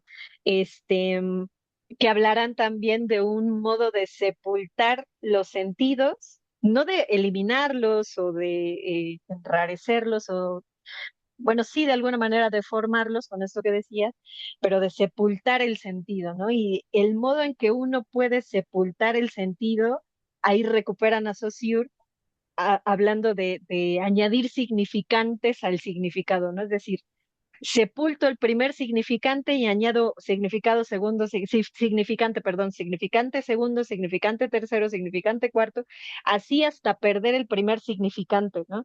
Y entonces lo que queda es una cosa rarísima, ¿no? Que veremos, por ejemplo, en poemarios tan interesantes como Dador de Lezama Lima, y en este ensayo magnífico que mencionaste de Severo Sarduy, ¿no? Que incluso hay un esquema que pone Sarduy a partir de un poema de Lezama Lima, en Dador, justamente, en donde cambia la estructura binaria del signo lingüístico susoriano, ¿no? Entonces sí, definitivamente, y ahí tiene que ver algo del vacío, ¿no? O sea, parece que el Claro. vacío más bien lo que hace es llenarse, ¿no? O sea, como parece que la proliferación de los sentidos paradójicamente aludirían a ese vacío, es decir, lo significarían, Ok, ok. porque no hay un primer, o sea, un significado fijo, ¿no? Entonces, frente a la proliferación de los sentidos, hay un vaciamiento, ¿no? Y entonces igual el horror vacui, ¿no? Es decir, este horror al vacío, que el barroco lo que hace es proliferar, también a la vez significa el vacío, ¿no? No sé, o sea, es como es paradójico, creo yo, pero tiene que ver con eso que estás diciendo, Sí, ¿no? pero fíjate, ahí quizá tendríamos que ser muy serios y ver si vacío y ausencia son lo mismo, ¿no? Ujú, ujú. Que Sí, la claro. ausencia es de algo que está y ya no está, Ujú, ujú, ujú, o algo que tenías, psicoanálisis, ujú, algo obviamente tiene que ver con el sentimiento de castración, de Edipo, ujú. tú estabas Sí. pleno con tu madre y tu papá te castra, surge una ausencia, ¿no? O tenías. Entonces también hay melancolías, angustias, ¿no? Y vacío Ujú, es ujú. pues, darse cuenta que nunca hubo nada, ¿no? Ese es el Claro. problema. Sí, Hay sí, quizá, porque sí, ese juego de vacío y ausencia es muy interesante, pero yo sí me claro. atrevería a puntualizar cuándo hay vacío y cuándo hay ausencia, ¿no? Hay, por ejemplo, Ujú, en ujú, historia hay otro estructuralista, postestructuralista que nos metían mucho en el departamento de historia, que es Michel Dessertaux. Y ujú, Michel ujú, Dessertaux tiene algo que se llama la fábula mística, y él habla de ujú. los místicos. Si te gustan estos temas, Dessertaux te va a fascinar, porque dice Dessertaux, habla de los místicos, le fascinan los místicos. Es una historia de los y entonces, ¿cómo empieza a desertar la fábula mística, no? El uno ya no está, se lo llevaron. Entonces, los cantos de los místicos hablan de este. Yo desertó era de la Liga Psicoanalística. Y hay que, no sé si esto de la ausencia, al fin y al cabo, es el tema que introduce Lacan a través de Freud en todos ellos, ¿no? Yo por ahí Sí, también tengo un texto de Henry Lefebvre que se llama La ausencia y la presencia. Entonces, no sé si también ya estaba antes. Ahí lo he estado intentando recrear, pero por ejemplo en la historia, en historiografía, yo crecí con eso, porque siempre decían, el historiador, igual que Barthes, se lo decía a mis alumnos, no, si como Barthes no tenemos acceso al autor, también ujú, nosotros nos decían historia, nosotros no tenemos acceso al documento histórico, entonces al pasado. Entonces, por lo tanto, el pasado es un ausente y por tanto es un otro. Que si te das cuenta, es la misma operación que tiene Barthes con el autor, ¿no? Es el sí, problema. Si a los historiadores les es negado el pasado, entonces ¿qué hay? Pues una ficción, lo que tú, un claro. sentido de lo múltiple, ¿no? Unas representaciones, lo que tú quieras, ¿no? Hay algo en esa ausencia, ¿no? Pero sí, justo es interesante que tú digas de vacío. Yo creo que vacío tendría que elevarse a una categoría más de quizá blanchotiana, ¿no? Que te gusta, no, Sí, nunca hubo nada. O como ese hoyo que está carcomiendo todo, ¿no? También, y ahí sería sí, abismo. También podrías hablar de abismo, vacío y ausencia, ¿no? Sería interesante, ¿no? También Sí, el sí, sí, abismo. sí. Y bueno, y hay lo que decía el fantasma, justo, por ejemplo, para Desertó, el fantasma es Ujú. todo lo que aquello sobra de esa ausencia, ¿no? Porque si las, Órale. de hecho, la conferencia que tuvimos, de un tal del doctor Alberto Fragio hablaba de las filosofías de la escatología, ¿no? Entonces él hablaba de lo finito, ¿no? Y Ujú. entonces la pregunta es cuándo se acaban las cosas, ¿no? Entonces todas estas filosofías de la escatología pues establecen los fines, pero es como, bueno, no lo dije porque era muy serio, y es este meme de 31 minutos, ¿no? Se acabó el mundo, pero de inmediato empezó una nueva época y nadie se dio cuenta, ¿no? Y ese es el Sí, problema, ¿no? Entonces quiere sí. decir, y decía muy bien Alberto Fragio, pues que las cosas, es que no podemos conocer el fin, porque conocer el fin significa que las cosas se acaban. Entonces lo que Ujú. conocemos es la experiencia de los otros del fin, que de Claro. cierta forma nos dan cierta finitud o angustia y nos llenan de angustia, ¿no? Psicoanalíticamente. Y Ujú, eso para ujú. mí, por ejemplo, es parte del fantasma, ¿no? O sea, que el fantasma es esa experiencia residual, repetitiva Ujú. de lo finito que no acaba de acabar, ¿no? Por eso algo es fantasma. Sí, Y sí. es muy interesante. Ahorita justo estaba viendo eso de Bartes, ¿no? Porque a mí me sorprendió que me dijeras, ay, le digo, sí debe haber, nunca me lo había topado, o sea, porque yo no he revisado este de la preparación de la novela, pero debe Ujú. ser, ¿no? O sea, bien, oyéndolo en Crítica y Verdad, parece que siempre está, ¿no? Que Ahí va hacia allá, también. sí. Sí, sí, sí. Ujú. Pero obviamente sí diría, pues, además te das cuenta que está Lacan muy puesto en Barthes. El- Mucho, Se sí. obsesionaban bastante con Lacan los estructuralistas, ¿no? Por eso fue la segunda sesión, ¿no? Es Lévi-Strauss Lacan, ¿no? Básicamente. Y bueno, y Foucault es una reacción a Lacan al fin y al cabo, ¿no? Ujú, Es ujú. el asunto con la historia de la locura, ¿no? Pero pues claro que sabía. Y Derrida no, no. También Derrida también se peleó mucho con Lacan. Claro, Hay un sí. asunto ahí, pero obviamente siempre han dicho la deconstrucción es un psicoanálisis, sí, sí hay muchas cosas ahí, como dices, la ausencia, ¿no? Sí, es un temazo, es que hay, Y eso es un tema muy interesante. Y sí, ahorita, aparte, a mí, bueno, digamos, en Bartes yo lo rastreaba un poco para tratar de entender el por qué hacia el final de su teoría, de su línea teórica, regresa sobre la escritura autobiográfica, ¿no? Es decir, a mí me parecía impensable que un autor como Bartes, que empieza su teoría con la muerte del autor, hacia el final él mismo haga diarios, es una autobiografías, cosa, autorretratos, no sé, ¿no? O sea, pero tiene que ver con esto que dices, o sea, la muerte del autor lo que hace es generarlo de otra, o sea, construirlo de otra manera, ¿no? claro, sí. Sí, por Incluso, eso dice que la eh, muerte del autor es el nacimiento del lector, ¿no? No hay que olvidar claro, eso. totalmente, totalmente, ¿no? Entonces, por eso te decía, si bien Bartes no está como inscrito en la teoría de la recepción, ni mucho menos, hay un Sí, sí. montón de textos que van sobre la figura del lector, ¿no? Es decir, parece que restituye la figura del autor, del lector, perdón, pero el lector se vuelve a la vez No, no escritor, sé, ¿no? sí, Pero ah, tendría que ser un escritor en diferente grado del autor, ¿no? O sea, es que es lo interesante, digamos, en Bartes, ¿no? Porque parecen ahí problemas teóricos que jamás se cierran, pero o sea, si la muerte del autor se restituye con el surgimiento del lector, pero el lector a la vez es un escritor, ¿cuál sería la diferencia del escritor-lector del autor que matamos, ¿no? claro, claro. Entonces, Sería o una sea, está ficción, sería un autobiografismo, ¿no? De hecho, te voy a exacto, decir ¿no? algo. Entonces sí, sí, sí, Yo sí. entré en yo entré en lo del fantasma porque estudié acontecimiento y también, acuérdate que Barthes tiene la Ujú, escritura del suceso ujú. y dice Sí, muy bien en la escritura del suceso, pues como que el historiador va atrás del suceso, ¿no? Y hay otro sí, más interesante que se llama Pierre Nora, que habla del acontecimiento monstruoso, ¿no? Y dice que los más media, y lo dijo Barthes primero, va pronto, ¿no? También Desertó sí, tiene la toma la palabra por el 68 y dice, bueno, se da el acontecimiento y el primero al que llega es el periodismo y el historiador va atrás, ¿no? Y entonces él sí, recopila y pues también abre un poco de ausencia, ¿no? Entonces yo ya. llegué a Ujú, esto del acontecimiento, que es parte de mi tesis doctoral, cómo pasas de un acontecimiento a un régimen fantasmagórico, al fin y ujú, al cabo es lo mismo, bueno, está relacionado. Entonces, justo, y yo usaba para la tesis de maestría, que trabajé acontecimiento, una imagen de Calvin y Hobbes, ¿no? Si conoces estas caricaturas, ujú, es el niño y el tigre, ¿no?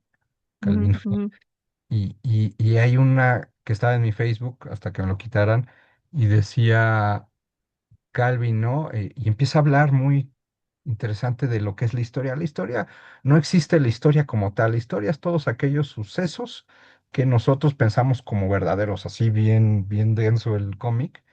Y le dice Hobbes, ¿qué haces? Y te va a sorprender la respuesta, una escritura autobiográfica.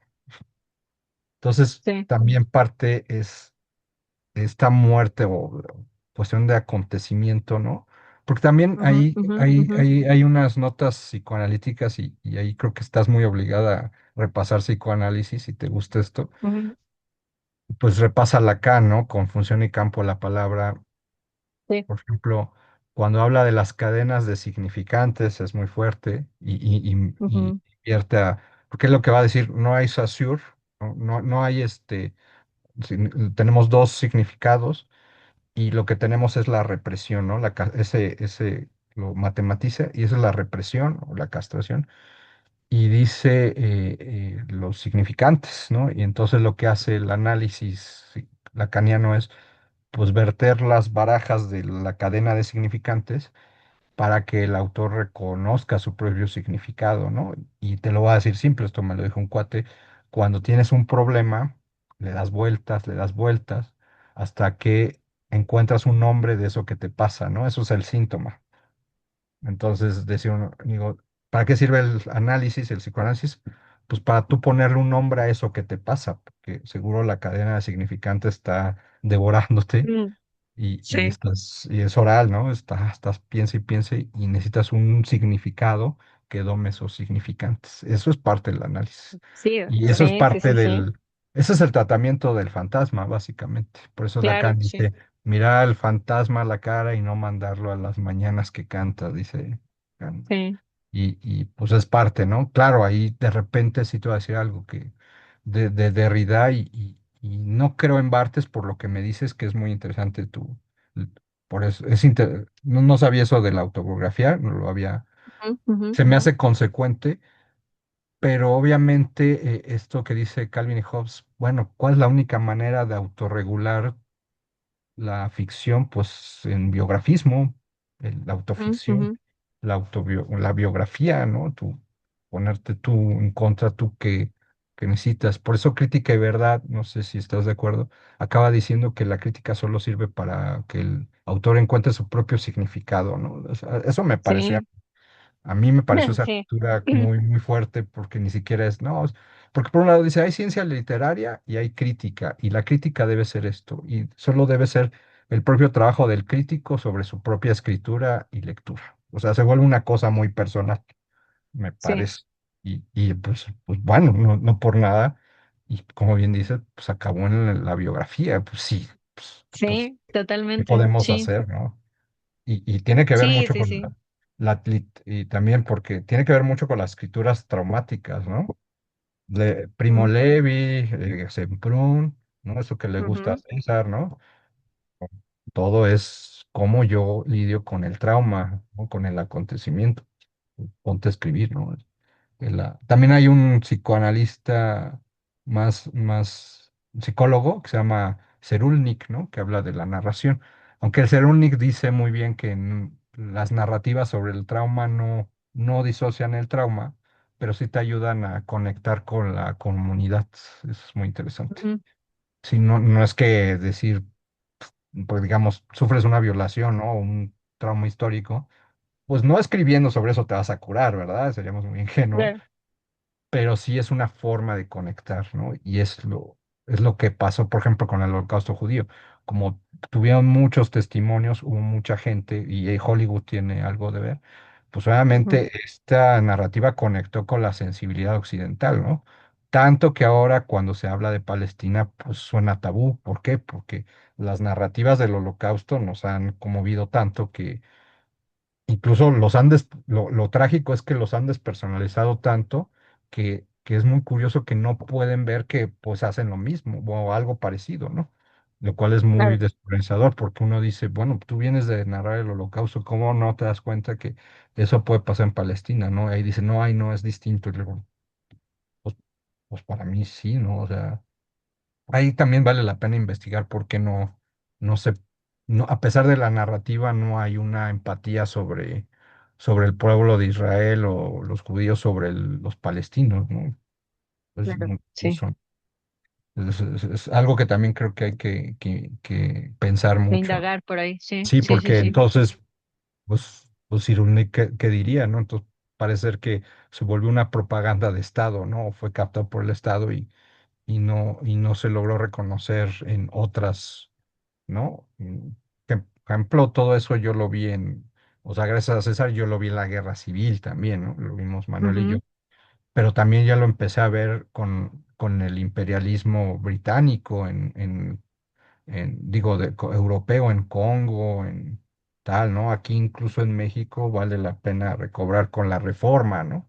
Con la guerra de ujú, castas, no sé, con el narcotráfico, ¿no? Que se hace mucho también en África, te digo que hay casos, ¿no? Y yo decía, si esa idea que el holocausto es solo de los judíos o es un espectro más fuerte, ¿no?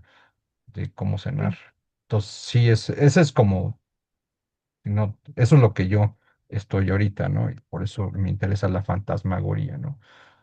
Porque al fin y al cabo, como sí, dice sí, sí, sí. En Derrida, yo recupero en aspectos del Marx, pues esta escena de Horacio, ¿no? Donde Horacio dice que ve al fantasma, bueno, los guardias ven al fantasma, y le dicen a Horacio que, pues, que le hable, pues él es un académico, ¿no? Y Horacio dice, no, yo no puedo. ¿Por qué no puede Horacio? Pues porque es un académico. Pues bueno, porque la racionalidad, yo lo que acabo diciendo que es culpa del realismo que no se puede, o sea, el tratamiento, ahí lo que dices de Lukács y Adorno, Ujú, pues es que yo sí diría, solo la vanguardia solo un tipo de literatura, todavía no descubro cuál, yo le digo fantasmagórica, puede dar cuenta del fantasma, ¿no? Que sería Benjamin le dice imagen dialéctica, ujú, Derrida le dice espectrografía, ¿no? ujú. Y hay casos del Pero cine. incluso, pero Ajá, incluso en dile. Derrida, hacia el final, pues va a convertirse también en, bueno, no sé si convertirse, pero yo creo que se va a representar o se va a afianzar en la idea de la escritura autobiográfica, ¿no? Que a mí Pues, también me pues sorprende ahí está. muchísimo Pues que eso Derrida sería. después también vuelve, ¿no? Está, incluso este libro, ¿cómo se llama? Memorias de Ciego, creo, que habla sobre el autorretrato. Se Ah, va Derrida a hablar sobre el dibujo, pero un poco bajo esta idea, ¿no? Del fantasma o de la escritura fantasmagórica, de la ausencia de identidad, ¿no? Que también va a estar después en sus documentales, ¿no? Derrida hablando de la identidad y del yo, pero solamente bajo la idea de que no existe, ¿no? O sea, dice, el yo no existe, el yo no hay un yo, sí, ¿no? O sea, dice, en ¿quién ha realidad, encontrado un yo, no? Dice Derrida. ¿Quién sí, alguna vez ha encontrado un yo, no? entonces ahí está también la idea del fantasma, ¿no? Dice, la identidad no está prefigurada, sino que más bien se crea o encuentra su sentido o sus múltiples sentidos a partir de la autobiografía, ¿no? Entonces, Oh, yo está también, o sea, sí, ahí encuentro una conexión pues interesante entre padrísimo, Bartes Sofía. y Derrida, ¿no? Pues Sí. me diste una gran cosa, ¿no? No había tomado tan en serio había tomado el testimonio, ¿no? Pero no la autobiografía que me tocó dar un poco eso en no ficción, por eso ubico el texto Ujú, ujú, de Leer Journée y todo esto, ¿no? Es ujú, interesante también hay una argentina, no me acuerdo, ahí la tengo, que habla del pacto autobiográfico, ¿no? Es muy ujú, interesante, pero sí es interesante cómo acaba uno en la restitución de la identidad, porque el fantasma no la tiene, ¿no? claro, De hecho, es un problema para Hamlet verle la identidad, ¿no? Y él ujú, obviamente se presenta como el padre, pero pues uno diría, no, no es el padre, ¿no? Es ujú, es el, es el significante del problema de la casa de Hamlet, ¿no? Que es muestra como padre, pero no lo es, porque no sí, es un... Y además le dice, es una voz que le dice a Hamlet, pues ya agárrate los huevos y ya es lo que tienes que hacer, Hamlet. Y Hamlet pues le da mil vueltas, ¿no? Porque además parte ujú, de su neurosis es que no puede, no quiere enfrentar, está enojado con su mamá y no quiere enfrentarse al tío, ¿no? Y eso creo sí, que es una lectura excelente en El Rey León, que es eso, se va, Simba se va y no quiere, ¿no? Hasta que va el Rafiki y le da unos guamazos y le dice esta cuestión histórica, ¿no? Mm, sí, Puedes huir del pasado o te enfrentas a él, ¿no? Y se vuelve una crítica a Hakuna Matata, porque Hakuna Matata es que te valga madre, ¿no? ¿No? Es el hedonismo sí, absoluto, es la falta de neurosis, ¿no? Pero también se le borra la identidad a Simba, ¿no?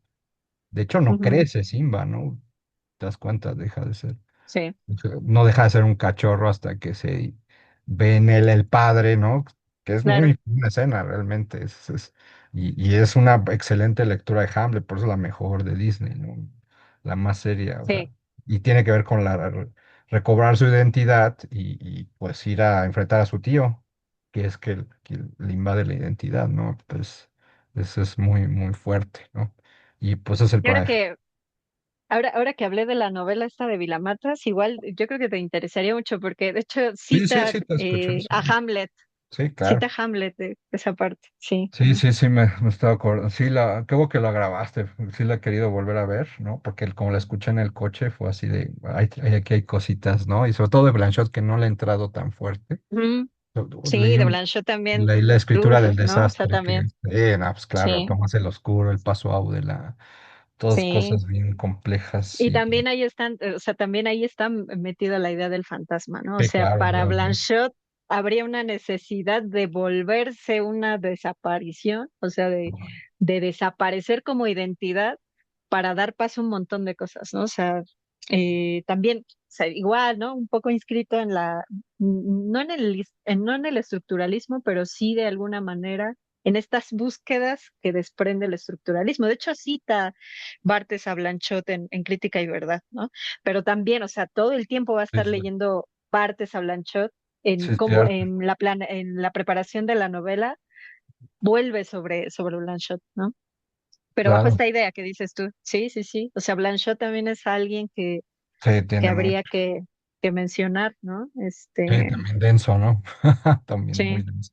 Pues sí, Bueno, todo sí, eso sí está cercano al estructuralismo, sí, sí, sí debe está ser, citado ¿no? ahí. Bueno, por lo Ujú, menos sí. campo semántico de esto, ¿no? Sí, lo Ujú, interesante, como bien te diste cuenta, esta preocupación de lo inefable, lo ominoso, ¿no? Que ujú, también es parte del tal. Yo ahí lo que quería es, también luego lo relaciono con lo fantástico. Y hay ujú, algo que, híjole, que voy a seguramente desarrollar con las patas es la relación entre fantasma y lo fantástico. Pero te digo que sí. sí lo he visto en novelas, ¿no? Y sobre todo con el tratamiento temporal. Entonces, primero lo Ujú, vi en Aura de Carlos Fuentes, en lo que trabajé de Yo el Supremo, ¿no? Sobre todo cuando tiene que escribir en la lección de escritura. ujú, Y la otra es en Pedro Páramo, que es la más icónica. Sobre todo, ¿sabes cuál escena? Si lo tienes fresco, Pedro Páramo. ujú, Cuando al final se le presenta, ay, ¿cómo se llama? El que es el criado de Pedro Páramo, ¿no? Y entonces una ah, escena, no me acuerdo cómo se llama. sí, sí, Ujú, ay, tampoco, sí, que le dice que es la revolución y le dice, ahora nos vimos con Madero y es una escena donde es un cachito, vete con Madero y ya están los zapatistas y se levantó en armas Orozco. Entonces una escena así muy, muy interesante que arma Juan Rulfo. Y es una escena, o sea, pero habla de una temporalidad ahí y tal. Entonces, esa escena es muy buena, ¿no? Porque, sí, bueno, tiene que ver con la revolución y porque ahí también es un asunto estético. O sea, cómo representas un fantasma. Pues, tienes que pensar en su sí, complejidad, ¿no? Por ejemplo, las películas también, ¿no? Por ejemplo, una que me fascinaba de las de Netflix, ¿no? Del este cuate que hace varias, hablaba mucho de que los fantasmas empiezan a quitarse el rostro y se vuelven así unos rostros planos. porque la gente se ujú. empieza a olvidar de ellos. Y eso es muy fantástico. O también el fantasma que no sabe que está muerto y que repite su escena una y otra vez, ¿no? Eso es también fascinante, ¿no? Entonces también estoy Por sobre eso. ejemplo, el otro día te escuché, ¿no? Mencionabas Odiseo, y yo me acordaba Claro. del canto 9, ¿no? Cuando baja al inframundo. Creo que sí es el Ah, 9, no me acuerdo si es el 9. ajá, El 9 o el 12, no me acuerdo. ajá, Cuando baja al inframundo, ¿no? Y puede, a partir de este ritual nigromántico que hace aconsejado por Circe, ¿no? ajá. Y puede busca Tiresias en principio porque Tiresias es el Cierto. único que tiene la facultad en el inframundo de mantener la lucidez, la conciencia de las vidas y además sus dotes Ah, proféticos, por eso tiene que ir con Tiresias, ¿no? Están también otros fantasmas, ¿no? Que ahí no ajá, menciona la palabra fantasmas, lo menciona como sombras, pero se forman para hablar con él y lo que les da vida y voz, porque ellos no tienen la facultad de hablar, ¿no? Eh, es la sangre del ritual, ¿no? La sangre de las cabras negras, las ovejas negras a las que les corta el cuello, me parece. Y esta sangre es como una especie de móvil, como combustible temporal para que regresen por un momento, no a la vida, porque mantienen su condición de fantasmas y de sombras, pero adquieren voz y conciencia, ¿no? Y entonces puede hablar con ellos, y habla con órale, Heracles, está con padre. Aquiles, con Y un no se montón sabía quiénes de eran. sombras. No se sabía Claro, quiénes sí, eran hasta que hace. Es excelente. exacto, Eso ¿no? será Sí, ¿no? buenísimo. Sí, necesita un Se ritual, encuentra ¿no? se encuentra a su madre, ¿no? O sea, porque se encuentra ahí a la madre que él se Entonces, fue de Ítaca y estaba sí, viva, y en el inframundo se la encuentra y se da cuenta que ya está muerta, ¿no? Y entonces le pregunta, ¿no? Habla con ella y le dice que por qué está ahí, ¿no? Que si se enfermó, que órale, si está alguien la padrísimo. asesinó y esto. Y ella le contesta que no, que murió por tristeza, ¿no? Por estarlo esperando. Órale, Entonces, está, no, no sabía pero esa, ¿eh? ahí está el asunto, ¿no? O sea, el Eso, órale. ritual y la sangre, que además tiene que ser negra, según Circe, la sangre negra es lo que les posibilita la voz, ¿no? Y entonces se hace un desfile de fantasmas que hablan con él, Ok, excelente. mujeres, héroes, ¿no? Personas que él conoció. Se encuentra a Ajax, ¿no? Por ejemplo, que está Claro. enojadísimo con él porque se pelearon las armas de Aquiles cuando muere, y se los gana Ulises, ¿no? Y Ajax está enojadísimo y de tristeza se suicida, y por medio bueno, después del suicidio va a dar al inframundo. Ulises se lo encuentra en el inframundo y Ajax no quiere hablar con él.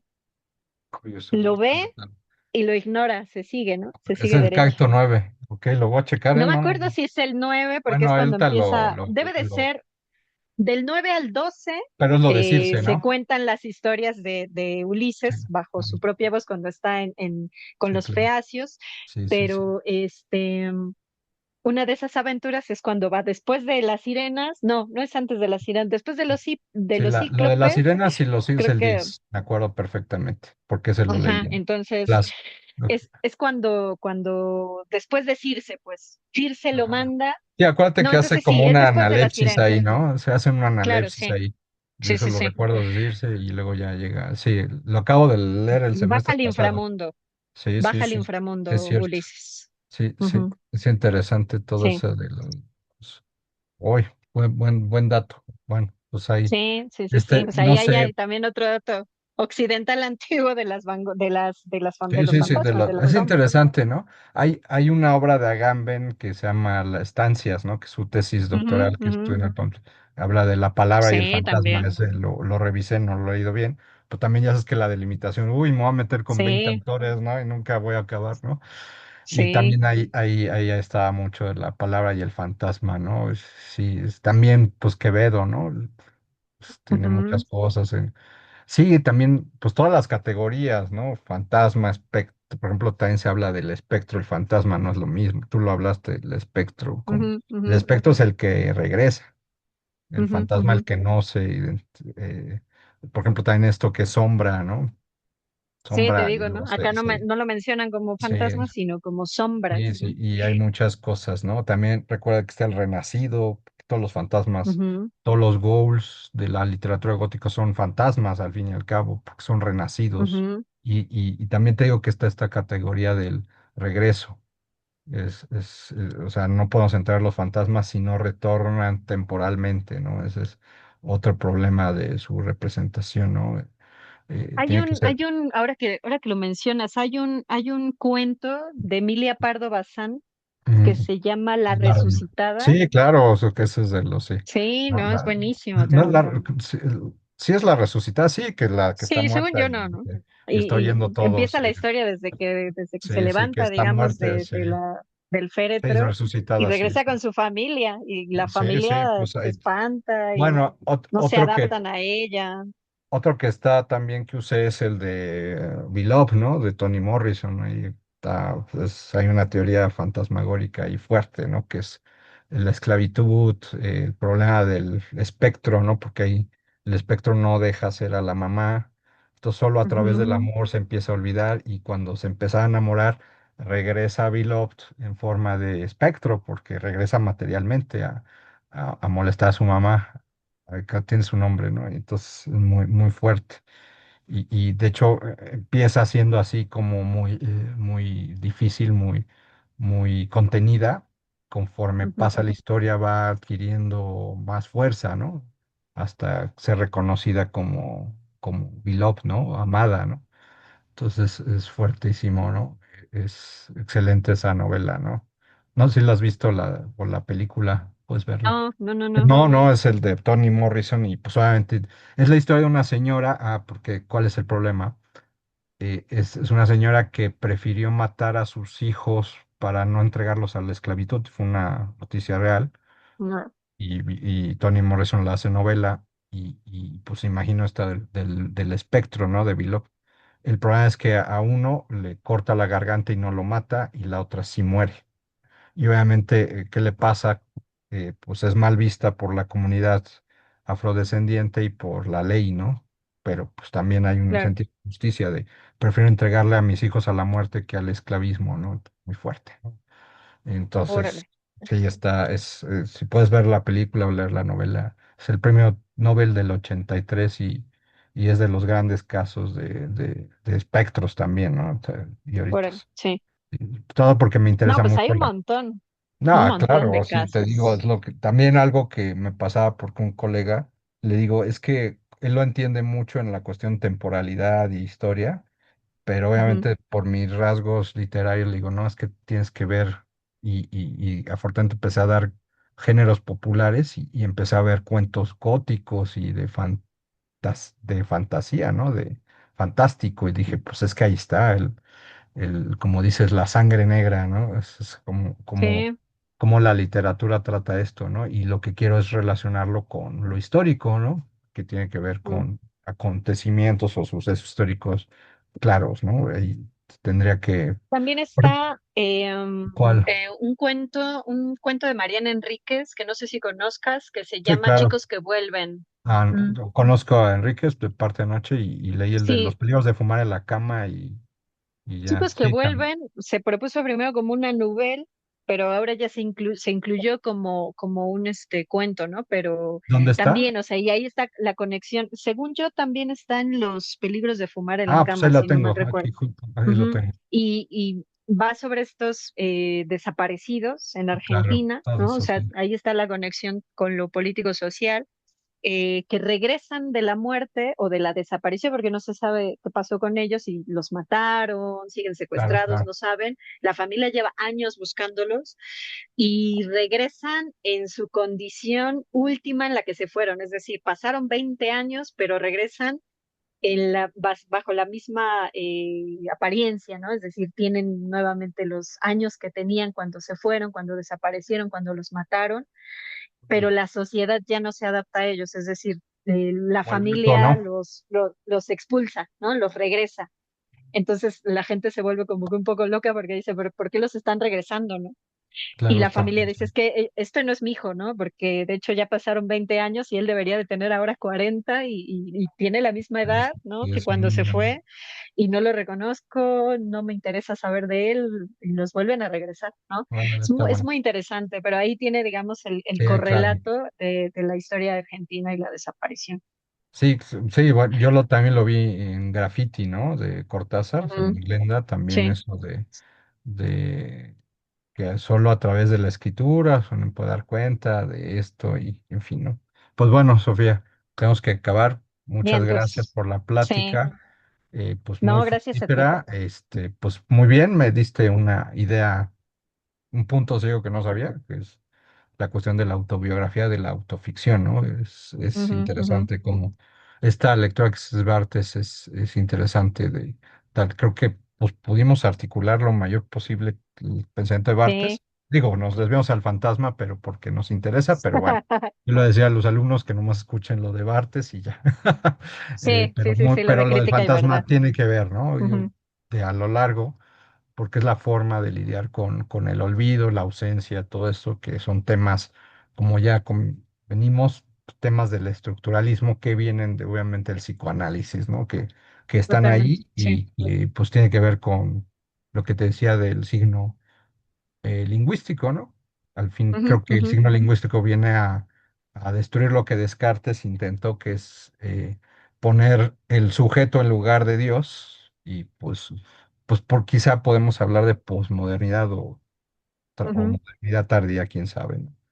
Es un sí, método descentrado al fin y al cabo, y yo creo que en ese sentido los estructuralistas entran siempre, ¿no? Porque al fin y al cabo claro. la fenomenología sí es un ejercicio cartesiano de subjetividad, pero Ujú, bueno, ahí sí sería interesante, y creo que lo dice Jung, si el autobiografismo es regresar al sujeto, me parece que no va, es otra cosa, o no sé ujú, ujú. cómo Sí, lo yo ve creo bien.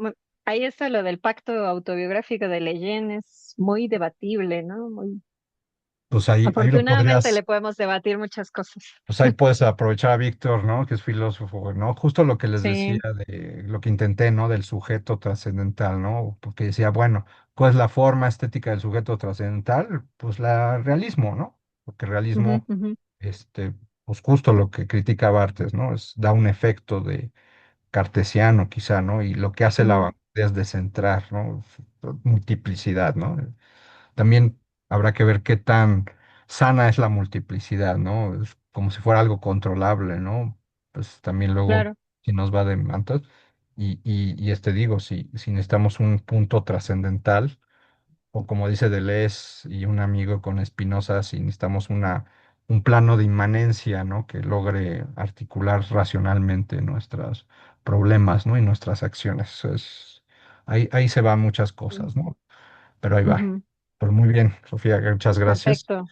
No, pues gracias Bueno, a pues ti. lo subo, lo grabo y pues bueno, te lo comparto, ¿no?